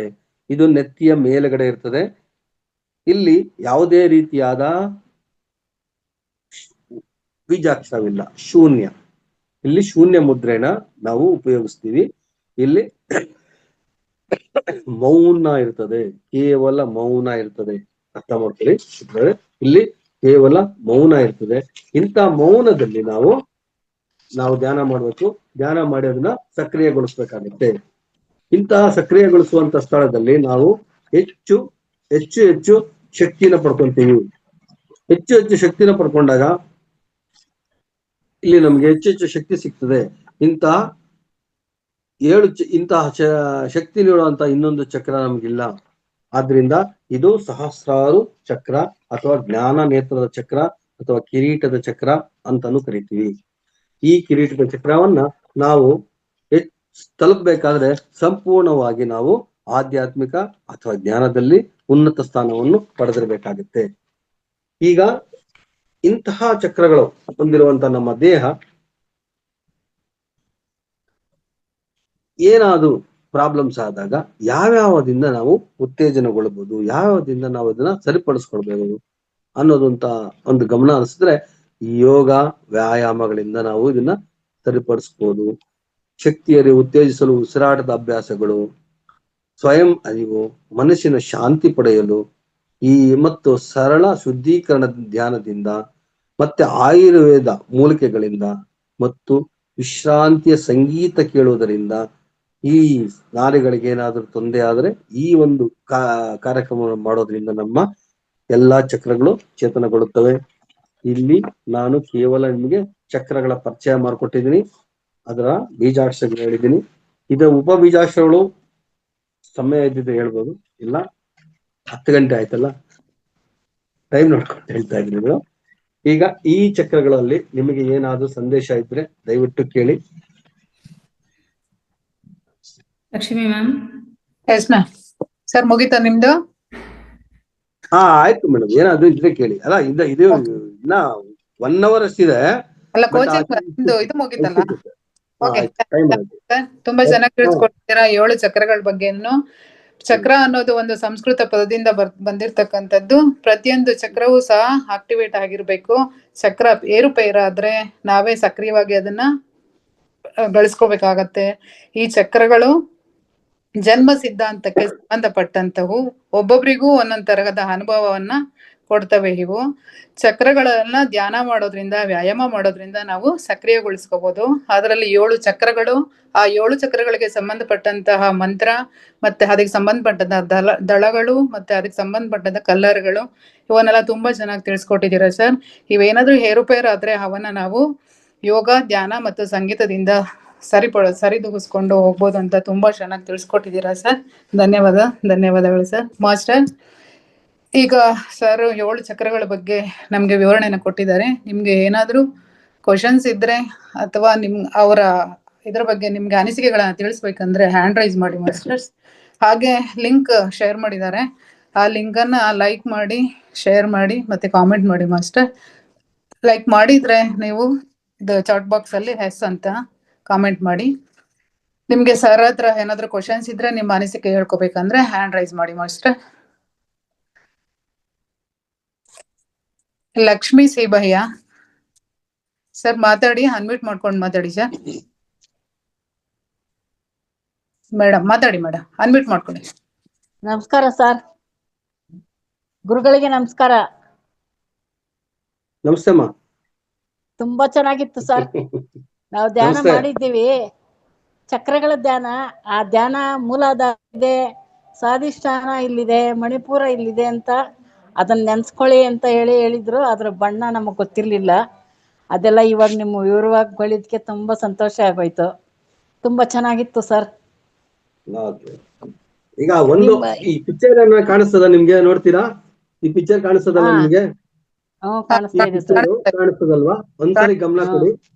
ನೋಡಿ, ಮೂಲಾಧಾರ ಚಕ್ರ ಕೆಳಗಡೆಯಿಂದ, ಅದ್ರ ಮುಂದೆ ಮೇಲ್ಗಡೆ ಸ್ವಾಧಿಷ್ಠಾನ ಚಕ್ರ, ಅದ್ರ ಮೇಲ್ಗಡೆ ಮಣಿಪುರ ಚಕ್ರ, ಅದಾದ್ಮೇಲೆ ಅನಾಥ ಚಕ್ರ, ಅದಾದ್ಮೇಲೆ ಗಂಟ್ಲ ಹತ್ರ ಬಂದು ನಿಮಗೆ ವಿಶುದ್ಧಿ ಚಕ್ರ, ನಂತರ ನತ್ತಿ ಮೇಲ್ಗಡೆ ನಿಮಗೆ ಆಜ್ಞಾ ಚಕ್ರ, ನಂತರ ಫೈನಲ್ ಅಲ್ಲಿ ನಮ್ಮ ಕಿರೀಟ ಸಹಸ್ರಾರ ಚಕ್ರ. ಕಾಣಿಸ್ತದಲ್ವಾ? ಈ ರೀತಿ ಇರ್ತದೆ. ಬೆನ್ನು ಮೂಳೆ ನಮ್ಗೆ ಏನಾಗುತ್ತೆ ಅಂದ್ರೆ, ಕೆಳಗಡೆಯಿಂದ ಮೂಲಾಧಾರ ಚಕ್ರದಲ್ಲಿ ತುಂಬಾ ವೆಯ್ಟ್ ಇರ್ತದೆ. ಈ ಚಕ್ರಗಳನ್ನ ನಾವು ಸ್ವಾಧಿಷ್ಠಾನ ಮಾಡ್ತಾ ಇದ್ದಂಗೆ ನಮ್ಮ ಅದರ ಒಂದು ಶಕ್ತಿ ಮೇಲಕ್ಕೆ ಹೋಗ್ತಾ ಇದ್ದಂಗೆಲ್ಲ ತುಂಬಾ ಅಗ್ರ ಆಗ್ತದೆ. ತುಂಬಾ ಅಗ್ರ ಆಗಿ ನಾವು ಸಹಸ್ರಾರ ಚಕ್ರಕ್ಕೆ ಹೋದ ತಕ್ಷಣ ನಮ್ಗೆ ಸಂಪೂರ್ಣವಾದ ಜ್ಞಾನೋದಯ ಆಗುತ್ತೆ ಅಂತ ಹೇಳ್ತಾರೆ. Thank you. ಆಜ್ಞಾ ಚಕ್ರದ ಹೆಸರು ಸರ್? ಆಜ್ಞಾ ಚಕ್ರದ ಹೆಸರ? ಆಜ್ಞಾ ಚಕ್ರ ಇವಾಗ ನೀವ್ ಹೇಳಿದ್ರಿ, ನನಗೆ ಅದು ಸರಿಯಾಗಿ ಗೊತ್ತಾಗ್ಲಿಲ್ಲ. ಅಲ್ಲ, ಆಜ್ಞಾ ಚಕ್ರ ಅಂದ್ರೆ ನಮ್ಗೆ ಈ ನೆತ್ತಿ ಮೇಲೆ ಇಲ್ಲಿ ಬರ್ತದಲ್ಲ, ಮೇಲೆ ಆಜ್ಞಾ ಚಕ್ರ ಅಂತಾನೆ ಕರೆಯೋದು ಅದನ್ನ. ಇಲ್ಲಿ ಅವಕ್ಕೆಲ್ಲ ಒಂದೊಂದಕ್ಕೊಂದೊಂದು ಹೆಸರು ಹೇಳಿದ್ದೀರಾ ಮೇಡಮ್? ಒಂದೊಂದಕ್ಕೊಂದೊಂದು ಬಣ್ಣ ಹೇಳಿದ್ದೀರಾ, ಅದ್ರ ಬಣ್ಣ ಗೊತ್ತಾಗಿಲ್ಲ. ಯಾವ್ದ್ರದ್ದು ಬಣ್ಣ ಗೊತ್ತಾಗಿಲ್ಲ? ನೀಲ, ಆಜ್ಞಾ ಚಕ್ರದ ಬಣ್ಣ ಬ್ಲೂ ನೀಲಿ. ಸರಿ ಸರ್. ಇಲ್ಲಿ ಇಂಡಿಗೋ ಕಲರ್ ಅಮ್ಮ, ಅದು ಇಂಡಿಗೋ ಕಲರ್, ಕಡು ನೀಲಿ ಅಂತ. IndiGo colour. ಸರಿ ಸರ್, ತುಂಬಾ ಚೆನ್ನಾಗಿದೆ ಸರ್, ತುಂಬಾ ಖುಷಿ ಆಗೋಯ್ತು. ಚಕ್ರಗಳ ಧ್ಯಾನ ಮಾಡ್ಸಿದ್ದಾರೆ ನಮ್ಗೊಬ್ರು ಸಾರು. ಅದೆಲ್ಲ ಇಂತಿಂತ ಕಡೆ ಇದೆ, ಆ ಕಡೆ ಧ್ಯಾನ್ಸ್ಕೊಳ್ಳಿ, ಅಲ್ಲಿ ಮನ್ಸಿಡಿ ಅಂತ ಮಾಡಿದ್ದಾರೆ. ಹೆಸರು ಇದ್ರ ವಿವರ ಎಲ್ಲ ಗೊತ್ತಿರ್ಲಿಲ್ಲ. ತುಂಬಾ ಸಂತೋಷ ಆಗೋಯ್ತು. Thank you sir. Thank you ma'am. ನಿಮ್ಮ ಆನ್ಸರ್, ನಿಮ್ಮ ಕ್ವಶನ್ಗೆ ಸರ್ ಆನ್ಸರ್ ಮಾಡಿದ್ದಾರೆ ಅಂತ ಅನ್ಕೋತೀನಿ. Thank you so much ma'am. Nagalalitha ma'am unmute ಮಾಡ್ಕೊಂಡು ಮಾತಾಡಿ ಮ್ಯಾಮ್. ಸರ್ ನಮಸ್ತೆ. ನಮಸ್ತೆ ಅಮ್ಮ. ನಮಸ್ತೆ ಸರ್, ಇದು ಸಹಸ್ರಾರು ಚಕ್ರಕ್ಕೆ ಯಾವುದೇ ಮೂಲ ಮಂತ್ರಗಳಿಲ್ವಾ, ಬೀಜ ಅಕ್ಷರಗಳು? ಅದು ಶೂನ್ಯ ಚಕ್ರ. ಅಲ್ಲಿ ಸಂಪೂರ್ಣವಾಗಿ ನಮ್ಗೆ ಶಾಂತಿ ಇರ್ತದೆ. ಯಾವುದೇ ರೀತಿಯಾದ ಬೀಜಾಕ್ಷರ ಇಲ್ಲಮ್ಮ. ಮಾಡಿದ್ರೆ ಓಂ ಅಂತ ಉಚ್ಚಾರಣೆ ಮಾಡ್ತಾರೆ, ಆದ್ರೆ ಅಲ್ಲಿ ಶೂನ್ಯ ಮುದ್ರೆ ಅಂತ ಬರೀತದೆ. ಶೂನ್ಯ ಚಕ್ರನೇ, ಅಲ್ಲಿ ಯಾವುದೇ ರೀತಿಯಾದ ಬೀಜಾಕ್ಷರಗಳಿಲ್ಲ. ಅಲ್ಲಿ ಸಹಸ್ರ ದಳಗಳು ಅಲ್ಲಿ ಪ್ರಜ್ವಲಿಸ್ತಾ ಇರ್ತವೆ ಸಂಪೂರ್ಣವಾಗಿ. ಆ ಸಹಸ್ರ ದಳಗಳು ಬ್ಲೂ ನೇರಳೆ ಕಲರ್ ಅಲ್ಲಿ ಪ್ರಜ್ವಲಿಸ್ತಾ ಇರ್ತವೆ. ಅದನ್ನ ನಾವು ಅಲ್ಲಿ ಯಾವುದೇ ಬೀಜಾಕ್ಷರನ ಉಪಯೋಗಿಸಲ್ಲ. ಅದೇ ಮೊನ್ನೆ ಆಜ್ಞಾ ಚಕ್ರಕ್ಕೂ ಸಹಸ್ರಾರಕ್ಕೂ ಓಂ ಅಂತಾನೆ ಅಂತ ಹೇಳಿದ್ರಿ, ಅದು ಅಂದ್ರೆ ಕನ್ಫ್ಯೂಸ್ ಆಯ್ತು. ಕಾರಣ ಏನಂದ್ರೆ, ನಾವು ಮುದ್ರೆ ಇಟ್ಕೊಂಡು ಶೂನ್ಯ ಮುದ್ರೆ ಇಟ್ಕೊಂಡು ಧ್ಯಾನ ಮಾಡ್ತೀವಿ. ಶೂನ್ಯ ಮುದ್ರೆ ಇಟ್ಕೊಂಡು ಧ್ಯಾನ ಮಾಡಿದಾಗ ಏನ್ ಮಾಡ್ತೀವಿ, ಸುಮ್ನೆ ಕೂತ್ಕೊಂಡಿದ್ರೆ ಯೋಗ ಅಭ್ಯಾಸದಲ್ಲಿ ಆಗೋದಿಲ್ಲ. ಅದಕ್ಕೆ ಓಂ ಅನ್ನೋ ಒಂದು ಬೀಜಾಕ್ಷರನ ನಾವು ಅದಕ್ಕೆ ಹೇಳಿದ್ದಾರೆ ನಮ್ಮ ಗುರುಗಳು. ಅದಕ್ಕೆ ಹೇಳಿದ್ದಾರೆ ಓಂ ಅನ್ನೋ ಬೀಜಾಕ್ಷರ ಹೇಳಿದ್ದಾರೆ. ಮತ್ತೆ ಈ ಚಕ್ರ ಇಲ್ಲಾಂದ್ರೆ ಇದ್ರು ಆಗುತ್ತೆ ಸಹಸ್ರಾರಕ್ಕೆ. ಶೂನ್ಯ ಅಲ್ಲಿ ಅಂದ್ರೆ ಏಕಾಗ್ರತೆಯಿಂದ ಯಾವುದೇ ರೀತಿಯಾದ ಶಬ್ದ ಮಾಲಿನ್ಯವಿಲ್ಲದೆ ಧ್ಯಾನ ಮಾಡುವಂತ ಒಂದು ಪ್ರದೇಶ. ಆ ಪ್ರದೇಶಕ್ಕೆ ತಲುಪಿದ ತಕ್ಷಣ ನಾವು ಉನ್ನತ ಮಟ್ಟದಲ್ಲಿರುವಂತ ವ್ಯಕ್ತಿ ಆಗ್ತೀವಿ. ಥ್ಯಾಂಕ್ ಯು ಸರ್, ಕನ್ಫ್ಯೂಸ್ ಇತ್ತು ಅವಾಗ ಅದಕ್ಕೆ ಹೇಳಿದೆ. Thank you so much Nagalalitha ma'am. Thank you. Om sir unmute ಮಾಡ್ಕೊಂಡು ಮಾತಾಡಿ ಸರ್. ನಮಸ್ತೆ ಆಲ್ ಮಾಸ್ಟರ್ಸ್. ನಮಸ್ತೆ ಸರ್. ನಮ್ಮ ವೆಂಕಟರಮಣ ಸರ್ ಆಮೇಲೆ ನಮ್ಮ ರೇವತಿ ಮೇಡಮ್ ಅವರು ಚೆನ್ನಾಗಿ ಕ್ಲಾಸ್ ಕೊಡ್ತಾರ್ರಿ. ಬಹಳ ಧ್ಯಾನನು ಚೆನ್ನಾಗಿ ಆಗ್ತದೆ. Okay, thank you sir. Panchakshara thank you very much. ಅಲ್ಲ, ಪಂಚಾಕ್ಷರ ಅನ್ಬೇಡ್ರಿ, ಓಂ ಅಂದ್ಬಿಡ್ರಿ. ಸರಿ ಸರ್. ಥ್ಯಾಂಕ್ ಯು ಎಲ್ಲಾನು ಸಾಧ್ಯ ಇದೆ. Thank you sir, thank you. ನಿಮ್ಮ ಅನಿಸಿಕೆ ಸ್ವೀಟ್ ಅಂಡ್ ಶಾರ್ಟ್ ಆಗಿ ಮುಗಿಸಿದೀರಾ. Om sir, thank you so much sir. Okay, thank you madam. Hanumanth Raju sir unmute ಮಾಡ್ಕೊಂಡು ಮಾತಾಡಿ ಸರ್. ಅಣ್ಣ ನಮಸ್ತೆ. ನಮಸ್ತೆ. ಆಜ್ಞಾ ಚಕ್ರ ಮತ್ತೆ ಇಲ್ಲ ಮಣಿಪುರಂ ಅಲ್ಲಿ ನಾವು ಅದ್ರ ಮೇಲೆ ಮನಸ್ಸಿಟ್ಟು ಧ್ಯಾನವನ್ನ ಮಾಡ್ಬೋದು, ಇಲ್ಲಾಂದ್ರೆ ಮೂಲಾಧಾರದಿಂದನೇ 7 ಚಕ್ರಕ್ಕೆ ಬರಬೇಕು, ಇಲ್ಲಾಂದ್ರೆ ಅಲ್ಲಲ್ಲಿ ಮಧ್ಯದಲ್ಲಿನೂ ಅದ್ರ ಮೇಲೆ ಮನಸ್ಸಿಟ್ಟು ಧ್ಯಾನ ಮಾಡ್ಬೋದಾ ಅಂತ ನನ್ನ ಒಂದು.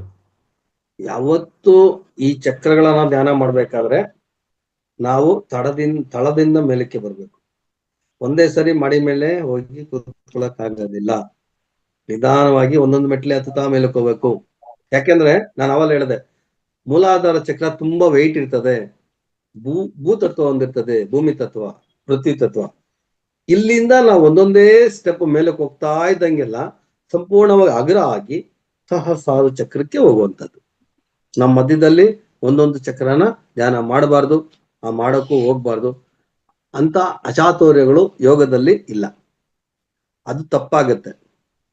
ಮತ್ತೆ ಅದರಿಂದ ಅಡ್ಡ ಪರಿಣಾಮಗಳು ಜಾಸ್ತಿ ಸರ್. ದಯವಿಟ್ಟು ಅರ್ಥ ಮಾಡ್ಕೊಳ್ಳಿ, ಆತರ ಮಾಡಬೇಡಿ. ಏನಂದ್ರೆ ಮುದ್ರೆ ಮಾಡ್ಕೋಬೋದೇ ಹೊರತು ಆ ರೀತಿ ಧ್ಯಾನ ಮಾಡ್ಕೊಂಡು ನಾವು ಅಬ್ಸರ್ವ್ ಮಾಡ್ಕೊಂಡು ಶ್ವಾಸ ತಗೋಬಾರ್ದು. ಯಾಕಂದ್ರೆ ಶ್ವಾಸ ಹೇಳಿ. ಮೂಲಾಧಾರದಲ್ಲಿ ಮನಸ್ಸೇ ಇಡ್ಲಿಕ್ಕೆ ಆಗಲ್ಲ. ಮುದ್ರೆ ಯಾವುದು ಅಣ್ಣ ಅದು? ಈ ಮುದ್ರೆ ಮುಂದಿನ ಕ್ಲಾಸಲ್ಲಿ ಮುದ್ರೆ ಇರೋ ಟೈಮಲ್ಲಿ ಹೇಳ್ತೀನಿ. ಆದ್ರೂ ಈಗ ಕೇಳಿದ್ದೀರಾ, ಅದಕ್ಕೆ ಹೇಳ್ತಾ ಇದ್ದೀನಿ. ಇದು ಪೃಥ್ವಿ ತತ್ವ ಮುದ್ರೆ. ಈಗ ಮೊನ್ನೆ ಹೇಳಿದ್ದೀನಿ ನಾನು, ಮತ್ತೆ ಕೇಳ್ತಿದ್ರ? ಇನ್ನೊಂದ್ಸರಿ ಕ್ಲಾಸ್ ಕೊಡ್ತೀನಿ. ಇದು ಪೃಥ್ವಿ ತತ್ವ, ಬುಂಗರದ ಬೆರಳು ಮತ್ತೆ ಹೆಬ್ಬೆರಳು ಒಂದಕ್ಕೊಂದು ನಿಧಾನವಾಗಿ ಟಚ್ ಮಾಡಿ, ಮಿಕ್ಕಿದ್ದ ಬೆರಳುಗಳನ್ನ ಇದೇ ರೀತಿ ನೇರವಾಗಿ ನಿಂತ್ಕೊಂಡು ಆಕಾಶ ಕಡೆ ಕೈನ ಇಟ್ಕೊಂಡು ಇಲ್ಲಿ ನಾವು ಲಂ ಅನ್ನೋ ಬೀಜಾಕ್ಷರದಿಂದ ಉಚ್ಚಾರಣೆ ಮಾಡಬೇಕು.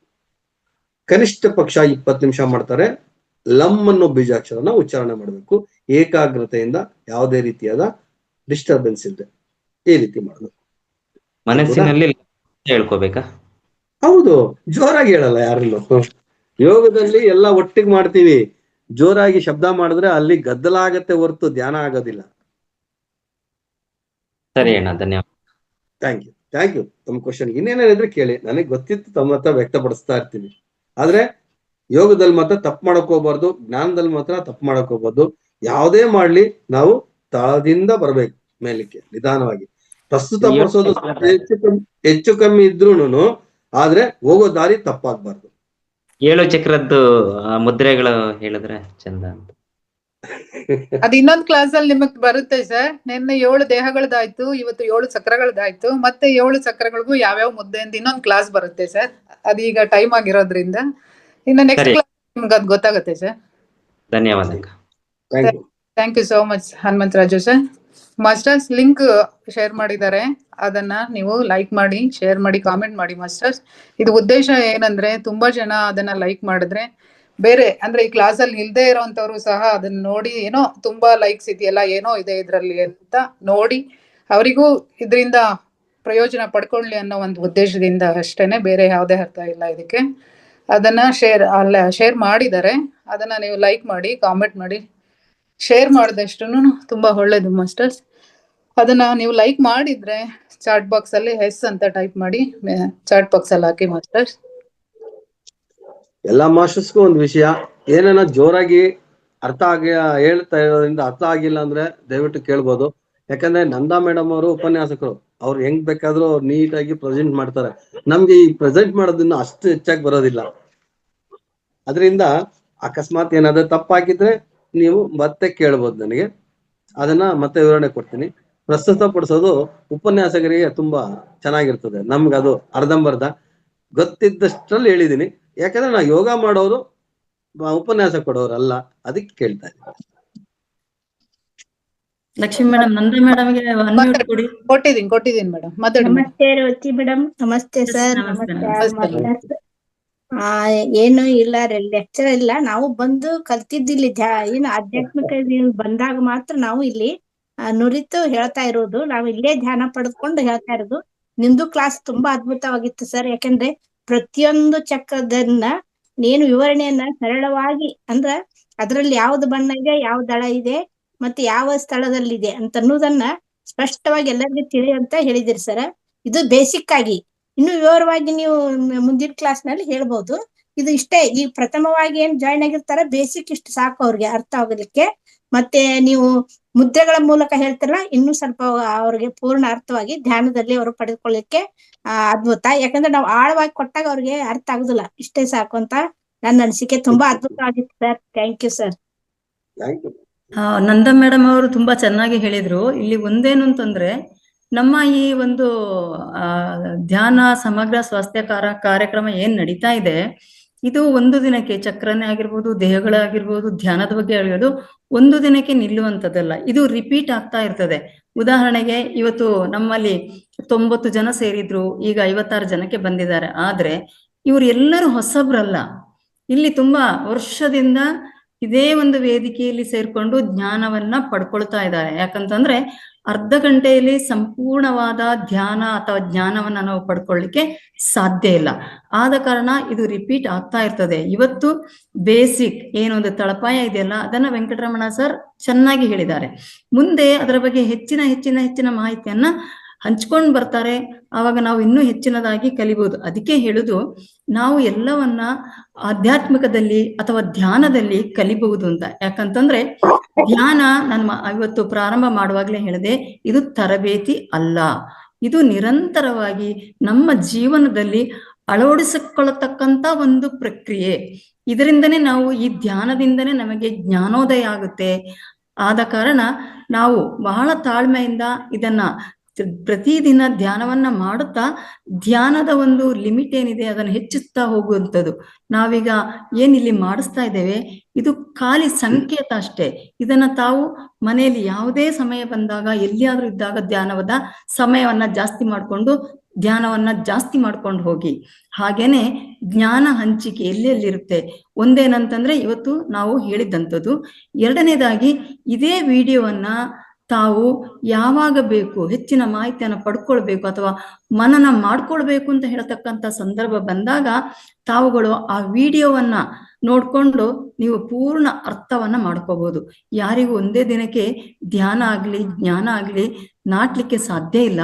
ಇದು ನಿರಂತರವಾಗಿ ನಡೆದಾಗ ಮಾತ್ರ ನಮಗೆ ಇದರ ನಾವಿದನ್ನ ಅಳವಡಿಸ್ಕೊಳ್ಳುವಂತಾಗುತ್ತೆ. ಆದ ಕಾರಣ ಯಾರಿಗೂ ಅವಸರ ಬೇಡ ಅಥವಾ ಬೇಜಾರು ಬೇಡ, ಅಯ್ಯೋ ಇಷ್ಟೇ ಹೇಳಿದ್ರನ ಇಷ್ಟೇ ಅಂತ ಹೇಳ್ಕೊಂಡು ಎಲ್ಲ ತರದ ಜ್ಞಾನವನ್ನ ಹೆಚ್ಚಿಗೆ ಮಾಡತಕ್ಕಂಥ ಅವಕಾಶ ಸಾಕಷ್ಟು ಈ ವೇದಿಕೆಯಲ್ಲಿದೆ. ಇದನ್ನ ಎಲ್ಲರೂ ಪಡ್ಕೊಳ್ಳಿ, ವಿಡಿಯೋವನ್ನ ನೋಡಿ ಲೈಕ್ ಮಾಡಿ, ಅದನ್ನ ನೋಡಿ ಮನನ ಮಾಡ್ಕೊಳ್ಳಿ, ಧ್ಯಾನವನ್ನ ಹೆಚ್ಚು ಮಾಡ್ಕೊಂಡು ಹೋಗಿ. ಇದೇ ನಮ್ಮ ಜೀವನದ ಸಾರ್ಥಕತೆ ಅಂತ ಹೇಳತಕ್ಕಂಥ ಅಂಶವನ್ನ ನಾನು ಗಮನಕ್ಕೆ ತರ್ತಾ ಇದ್ದೇನೆ. Thank you so much Revathi ma'am. ನಮ್ಮ ಕಾರ್ಯಕ್ರಮದ ಬಗ್ಗೆ ತುಂಬಾ ಸಂಕ್ಷಿಪ್ತವಾಗಿ ಸರಳವಾಗಿ ತಿಳಿಸ್ಕೊಟ್ಟಿದ್ದೀರಾ. Thank you ma'am. Hanumantharaju sir ಮತ್ತೆ ಏನೋ ಹ್ಯಾಂಡ್ ರೈಸ್ ಮಾಡಿದ್ದಾರೆ. ಹನುಮಂತರಾಜು ಸರ್ ಮಾತಾಡಿ ಸರ್. ಅಣ್ಣ, ನನಗೆ ಆಜ್ಞಾ ಚಕ್ರದಲ್ಲಿ ನನಗೆ ಈ 7 ದಿನ ನಾನು ಧ್ಯಾನ ಮಾಡ್ತಾ ಇರೋದಕ್ಕೆ ಶಕ್ತಿ ಅಲ್ಲಿ ನನಗೆ ಆವರಿಸ್ತಾ ಇದೆ. ನಾನು ಧ್ಯಾನ ಮಾಡುವಾಗೆಲ್ಲ ನನಗೆ ಅಲ್ಲಿ ಶಕ್ತಿ ನನಗೆ ಇದಾಗ್ತಾ ಇರ್ತದೆ, ಕೇಂದ್ರೀಕೃತ ಆಗ್ತಾ ಇದೆ. ಅಂದ್ರೆ ನೀವು ಗಮನನ ನೀವು ಧ್ಯಾನ ಮಾಡುವಾಗ ಗಮನನ ನೀವು ಒಂದು ನಿಮಿಷ ಹೇಳ್ತೀನಿ. ನೀವು ಧ್ಯಾನ ಮಾಡುವಾಗ ನಿಮ್ಮ ಗಮನನ ಮೂಗಿನ ಮಟ್ಟದಲ್ಲಿ ಸೇರಿಸೋದಕ್ಕಿಂತ ನೀವು ಇಲ್ಲಿ ಈ ಭ್ರೂಣ ಮಧ್ಯದಲ್ಲಿ ನೀವು ಗಮನಿಸ್ತಾ ಇದ್ದೀರಾ. ನಿಮ್ಮ ಗಮನನ ಇಲ್ಲಿ ಕೊಡ್ತಾ ಇದ್ದೀರಾ. ಆದ್ರಿಂದ ನಿಮ್ಗೆ ಆ ಶಕ್ತಿ ಅಲ್ಲಿ ಬರ್ತಾ ಇದೆ ಅಂತ ನಿಮ್ಗೆ ಅನುಭವ ಆಗಿ ಬರ್ತಾ ಇದೆ ಅಲ್ವಾ? ನಿಜ ತಾನೆ? ಆದ್ರೆ ನಿಮಗೆ ಅದು ತುಂಬಾ ಒಳ್ಳೇದು. ಆತರ ಬರ್ತಾ ಇರೋದು ತುಂಬಾ ಒಳ್ಳೇದು. ಆದಷ್ಟು ಬೇಗ ನೀವು ಇನ್ನ ದೀರ್ಘವಾದ ಧ್ಯಾನಕ್ಕೆ ಹೋಗ್ತೀರಾ. 1 ಗಂಟೆ ಕೂತ್ಕೊಂಡು 1 ನಿಮಿಷ ಆಗಿದೆ ಅನ್ನೋ ಮಟ್ಟಕ್ಕೆ ನೀವು ತಲುಪಿದ್ರೆ ತುಂಬಾ ಒಳ್ಳೇದಾಗುತ್ತೆ. ಅದನ್ನೇ ಕಂಟಿನ್ಯೂ ಮಾಡಿ. ಈಗ ನಾನು ನಿಮ್ಮೊಟ್ಟಿಗೆ ಮಾತಾಡ್ತಾ ಇದ್ದೀನಲ್ಲ, ಇವಾಗ್ಲೂ ಸಮೇತ ನನಗೆ ಇಲ್ಲೇ ಅನುಭವ ಆಗ್ತಾ ಇದೆ. Very good. ಹೌದು. ಯಾಕೆಂದ್ರೆ ಈಗ ನಾವು ಹೇಳ್ತೀವಿ ಮೂಗಿನ ತುದಿಗೆ ನಿಮ್ಮ ಗಮನವನ್ನ ತಂದು ಶ್ವಾಸವನ್ನ ಗಮನಿಸಿ ಅಂತ. ಆದ್ರೆ ನೀವು ಆ ಮೂಗಿನ ತುದಿಗೆ ತರೋದಕ್ಕಿಂತ ಮುಂಚೆ ನೀವೇನ್ ಮಾಡ್ತಾ ಇದ್ದೀರಾ, ಮೊದಲು ಧ್ಯಾನ ಅಭ್ಯಾಸ ಇದೆ ನಿಮಗೆ. ಇದಕ್ಕಿಂತ ಮುಂಚೆ ನಿಮ್ಗೆ ಧ್ಯಾನ ಅಭ್ಯಾಸ ಇರೋದ್ರಿಂದ ನೀವು ಏಕಾಏಕಿ ನೀವು ಈ ಆಜ್ಞಾ ಚಕ್ರದ ಕಡೆ ಗಮನ ಕೊಡ್ತಾ ಇದ್ದೀರಾ. ಈ 3ನೇ ಕಣ್ಣಿನ ಕಡೆ ಗಮನ ಕೊಡ್ತಾ ಇರೋದ್ರಿಂದ ಸಂಪೂರ್ಣದ ಶಕ್ತಿ ನಿಮ್ಗೆ ಅಲ್ಲೇ ಕೇಂದ್ರೀಕೃತವಾಗ್ತಾ ಇದೆ. ಇದು ತುಂಬಾ ಒಳ್ಳೇದು. ಈ ಅನುಭವ ಆಗ್ಬೇಕಾದ್ರೆ ಎಲ್ಲಾರ್ಗು ಎಷ್ಟೋ ದಿನ ಹೋಗ್ಬೇಕು ಅಂತದ್ದು ನೀವು ಇಷ್ಟು ಬೇಗ ಪಡ್ಕೊಂಡಿದ್ದೀರಾ ಅಂದ್ರೆ ನಿಜವಾಗ್ಲೂ ನಿಮ್ಗೆ ತುಂಬಾ ಕ್ಲಾಸ್ ಹೊಡಿತಾ ಇದೆ. It is nothing but students in the class, sir. This is nothing but students in the class. ಅಂದ್ರೆ ಒಂದು ತರಗತಿಯಲ್ಲಿ ವಿದ್ಯಾರ್ಥಿಗಳು ಹೇಗಿರ್ತಾರೆ, ಬೇರೆ ಬೇರೆ ಸಾಮರ್ಥ್ಯವನ್ನ ಹೊಂದಿರ್ತಾರೆ. ಕೆಲವರು ಬಹಳ ಬೇಗ ಗ್ರಾಸ್ಪ್ ಮಾಡ್ತಾರೆ, ಕೆಲವರಿಗೆ ಬೇಡ ಮರ್ತು ಹೋಗುತ್ತೆ, ಕೆಲವರಿಗೆ ನೆನಪು ಶಕ್ತಿ ಬಹಳ ಇರುತ್ತೆ, ಕೆಲವರಿಗೆ ವಾಕ್ ಚಾತುರ್ಯ ಇರುತ್ತೆ. ಪ್ರತಿಯೊಂದು ಮಕ್ಕಳಿಗೆ ಸಹ ಬೇರೆ ಆದ ಕಲೆ ಇರ್ತದೆ. ಆಮೇಲೆ ಎಲ್ಲ ಮಕ್ಕಳು 100% ತೆಗೆಯೋರು ಅಲ್ಲ. 35 ತೆಗೆದು ಜಸ್ಟ್ ಪಾಸ್ ಆಗೋರು ಇದ್ದಾರೆ, ಫೇಲ್ ಆಗೋರು ಇದ್ದಾರೆ, ಒಂದೇ ಅಟೆಂಪ್ಟಿಗೆ ಪಾಸ್ ಆಗೋರಿದ್ದಾರೆ ಅಥವಾ 2 ಅಟೆಂಪ್ಟಿಗೆ ಪಾಸ್ ಆಗೋರು ಇರ್ತಾರೆ. ಸೊ ಎಲ್ಲವೂ ಸಹ 30%, 40%, 60%, 60.2% ಈ ತರ. ಸೊ ಈ ಧ್ಯಾನದಲ್ಲಿ ಸಹ ನಾವು ಎಲ್ಲರೂ ಒಂದೇ ತರದಲ್ಲಿ ತಾವಿಗೇನ್ ಹೇಳ್ತಾ ಇದ್ದೀರಾ, ಆಜ್ಞೆಯಕ್ಕೆ ಬರ್ತಾ ಇದ್ದೇವೆ ಅಂತೇಳಿ ಆಜ್ಞಾ ಚಕ್ರಕ್ಕೆ ಇದು ಬಹುಶಃ ತುಂಬಾ ಕಾನ್ಸಂಟ್ರೇಷನ್ ಇದೆ ಅಂತ ಹೇಳತಕ್ಕಂಥದನ್ನ ಹೇಳುತ್ತೆ. ಯಾಕಂತಂದ್ರೆ ನೀವು ಕೇಳತಕ್ಕಂಥ ಪ್ರಶ್ನೆ ಸಹ ಇದನ್ನ ದೃಢಪಡಿಸುತ್ತೆ. ತುಂಬಾ ಚೆನ್ನಾಗಿ ಅರ್ಥಕೊಂಡು ಅದನ್ನ ಪ್ರಾಕ್ಟೀಸ್ ಮಾಡ್ಲಿಕ್ಕೆ ತಾವು ಪ್ರಯತ್ನ ಮಾಡ್ತಾ ಇದ್ದೀರಾ. ಸೊ ಇದು ಒಳ್ಳೆಯ ಸೂಚನೆ ಅಂತ ಹೇಳಿ ಧನ್ಯವಾದಗಳು ಸರ್. ಧನ್ಯವಾದಗಳು. ಆಧ್ಯಾತ್ಮಿಕವಾಗಿ ಒಂದ್ ಹೇಳ್ಬೇಕಂದ್ರೆ ಅವರು ಹಿಂದಿನ ಜನ್ಮದಲ್ಲಿ ಧ್ಯಾನವನ್ನು ಮಾಡಿದ್ದಾರೆ ಅಂದ್ರೆ ಮಾತ್ರ ಈಗ ಅವ್ರಿಗೆ ಬೇಗ ಧ್ಯಾನ ಅಂದ್ರೆ ಥರ್ಡ್ ಐ ಆಕ್ಟಿವೇಶನ್ ಆಗ್ಲಿಕ್ಕೆ ಕಾರಣ. ಅದು ಕಾರಣ. ಹೌದು ಮೇಡಮ್ ಅವರ. ಇನ್ನೊಂದೇನಂದ್ರೆ ನಾವು ಬೇರೆ ಕಡೆ ನಮ್ಮಲ್ಲಿ ಮಾತ್ರ ನಾವು ಆನಾಪಾನ ಸತಿ ಧ್ಯಾನನ ನಾವು ಇದ್ ಮಾಡ್ತಾ ಇದ್ವಿ. ಬೇರೆ ಕಡೆ ಹೋದಾಗ ಏನ್ ಮಾಡ್ತಾರೆ ಅಂದ್ರೆ ನಿಮ್ಮ ಈ 3ನೇ ಕಣ್ಣಿನ ಬಗ್ಗೆ ನೀವು ಗಮನ ಹರಿಸಿ ಅಲ್ಲಿ ನಿಮ್ಮ ಮನಸ್ಸನ್ನ ನಿಲ್ಲಿಸಿ ನೀವು ಧ್ಯಾನ ಮಾಡಿ ಅಂತ ಹೇಳ್ತಾ ಇರ್ತಾರೆ. ಯಾಕಂದ್ರೆ ಅಲ್ಲಿ ನಿಲ್ಸೋದಿಕ್ಕೆ ಸ್ವಲ್ಪ ಕಷ್ಟ ಆಗುತ್ತೆ. ಇಲ್ಲಿ ಒಂಥರ ಉರಿ ಆಗೋದು, ಒಂಥರ ಚುಮ್ ಅನ್ನೋದು, ಈ ತರ ಎಲ್ಲ ಕ್ರಿಯೇಟ್ ಆಗ್ತಾನೆ ಇರ್ತದೆ ಅಲ್ಲಿ. ಅದನ್ನ ನಿಲ್ಸ್ಬೇಕಂತ ತುಂಬಾ ಕಷ್ಟ. ಅದಕ್ಕೆ ಅಣ್ಣ ಅವರಿಗೆ ಅದೆಲ್ಲ ಅನುಭವ ಇದೆ, ಅದು ಮಾಡಿದೀರಾ. ಅದನ್ನ ನಾವು ಹೇಳೋ ಅಷ್ಟೊತ್ತಿಗೆ ಅದನ್ನ ಸಾಧನೆ ಮಾಡ್ಕೊಂಡಿರೋದಕ್ಕೆ ನಿಜವಾಗ್ಲೂ ಸಂತೋಷ ಆಗುತ್ತೆ. ಅದನ್ನೇ ಕಂಟಿನ್ಯೂ ಮಾಡಿ. Thank you sir. Hanumantharaju sir, ತಮ್ಮ ಫೋನ್ ನಂಬರ್ ಅನ್ನ ಚಾಟ್ ಬಾಕ್ಸ್ ಅಲ್ಲಿ ಹಾಕಿ ಸರ್ ಪ್ಲೀಸ್. ಹಾ ಸರಿ ಅಕ್ಕ, ಆಯ್ತು. ತಾವು ಎಷ್ಟು ಸಮಯದಿಂದ ಧ್ಯಾನ ಮಾಡ್ತಾ ಇದ್ದೀರಾ ಸರ್? ನಾನು ಬಿಡು ಸಿಕ್ತಾಗೆಲ್ಲ ಒಂದು 4 ಬಾರಿ 5 ಬಾರಿ 20 ನಿಮಿಷ ಮಾಡ್ತಾ ಇದ್ದೇನೆ. Oh very good, very good sir. Very good. ತಾವು ತಮ್ಮ ಫೋನ್ ನಂಬರ್ ಅನ್ನ ಚಾಟ್ ಬಾಕ್ಸ್ ಅಲ್ಲಿ ಹಾಕಿ ಸರ್. ಸರಿ ಅಕ್ಕ, ಆಯ್ತು. Okay, thank you sir. Thank you thank you so much Hanumanth sir. ತುಂಬಾ ಚೆನ್ನಾಗಿ ನೀವು ಧ್ಯಾನದಲ್ಲಿ ತೊಡ್ಕೊಂಡು ಅದರಿಂದ ತುಂಬಾ ಅನುಭವಗಳನ್ನ ಪಡ್ಕೊಂಡಿದ್ದೀರಾ. ನಮಗೂ ಸಹ ಎಲ್ಲ ಅನುಭವಗಳನ್ನ ತಿಳಿಸ್ಕೊಟ್ಟಿದ್ದೀರಾ. Thank you so much sir. Ma'am ಇನ್ಯಾವುದು ಹ್ಯಾಂಡ್ ರೈಸ್ ಇಲ್ಲ ಮ್ಯಾಮ್, ಸಂಪನ್ನಗೊಳಿಸೋದಾ? ಸಂಪನ್ನಗೊಳಿಸಿ ಮ್ಯಾಮ್. ಓಕೆ, ಆಯ್ತಲ್ಲ madam. Thank you Venkataramana sir. 7 ಚಕ್ರಗಳ ಬಗ್ಗೆ ತುಂಬಾ ಸವಿವರವಾಗಿ ತಿಳಿಸ್ಕೊಟ್ಟಿದ್ದೀರಾ. ಇದೇ ತರ ಹಿಂದೆನೂ ಸಹ ನಿಮ್ದು ಕ್ಲಾಸಸ್ ಬಂದಿದೆ, ಇವತ್ತು ಕೊಟ್ಟಿದ್ದೀರಾ. ಇದೇ ತರ ಮುಂದೆನೂ ನಿಮ್ ಕ್ಲಾಸಸ್ ಬರ್ತಾ ಇರ್ಲಿ ಅಂತ ಧನ್ಯವಾದಗಳನ್ನ ತಿಳಿಸ್ತಾ thank you so much sir. Masters, ಇವತ್ತಿನ ಮೊದಲನೇದಾಗಿ ರೇವತಿ ಮ್ಯಾಮ್ ಅವರು ಸಂಗೀತ ಧ್ಯಾನವನ್ನ 30 ನಿಮಿಷಗಳ ಕಾಲ ಮಾಡಿಸಿದ್ರು. ಹಾಗೇನೆ ಇವತ್ತು ವೆಂಕಟರಮಣ ಸರ್ ಅವರು 7 ಚಕ್ರಗಳ ಬಗ್ಗೆ ವಿವರಣೆಯನ್ನು ಕೊಟ್ಟಿದ್ದಾರೆ. ರೇವತಿ ಮೇಡಮ್ ಅವ್ರಿಗೂ ಹಾಗೂ ವೆಂಕಟರಮಣ ಸರ್ಗೂ ಧನ್ಯವಾದಗಳನ್ನು ಅರ್ಪಿಸುತ್ತಾ, ನೀವು ಸಹ ಈಗ ಕ್ಲಾಸ್ಗೆ ಅಟೆಂಡ್ ಆಗಿದ್ದು ನಿಮಗೂ ಸಹ ಧನ್ಯವಾದಗಳನ್ನು ಅರ್ಪಿಸುತ್ತಾ, ಈ ವೇದಿಕೆಯನ್ನ ಅಣಿವು ಮಾಡಿಕೊಟ್ಟಂತಹ ರಂಗನಾಥ್ ಸರ್ಗೂ ಸಹ ಧನ್ಯವಾದಗಳನ್ನು ಅರ್ಪಿಸುತ್ತಾ, ನನಗೆ ರೇವತಿ ಮೇಡಮ್ ಅವರು ಈ ಕಾರ್ಯಕ್ರಮಕ್ಕೆ ನಿರೂಪಣೆಗೆ ಅವಕಾಶವನ್ನು ಕೊಟ್ಟಿದ್ದಾರೆ. ರೇವತಿ ಮೇಡಮ್ ಅವ್ರಿಗೂ ಸಹ ನನ್ನ ಪರವಾಗಿ ಧನ್ಯವಾದಗಳನ್ನು ಅರ್ಪಿಸುತ್ತಾ ಈ ಕಾರ್ಯಕ್ರಮವನ್ನ ಸಂಪನ್ನ ಮಾಡೋಣ ಮಾಸ್ಟರ್. ನಮಸ್ತೆ. Thank you so much masters. Thank you ಎಲ್ಲರಿಗೂ.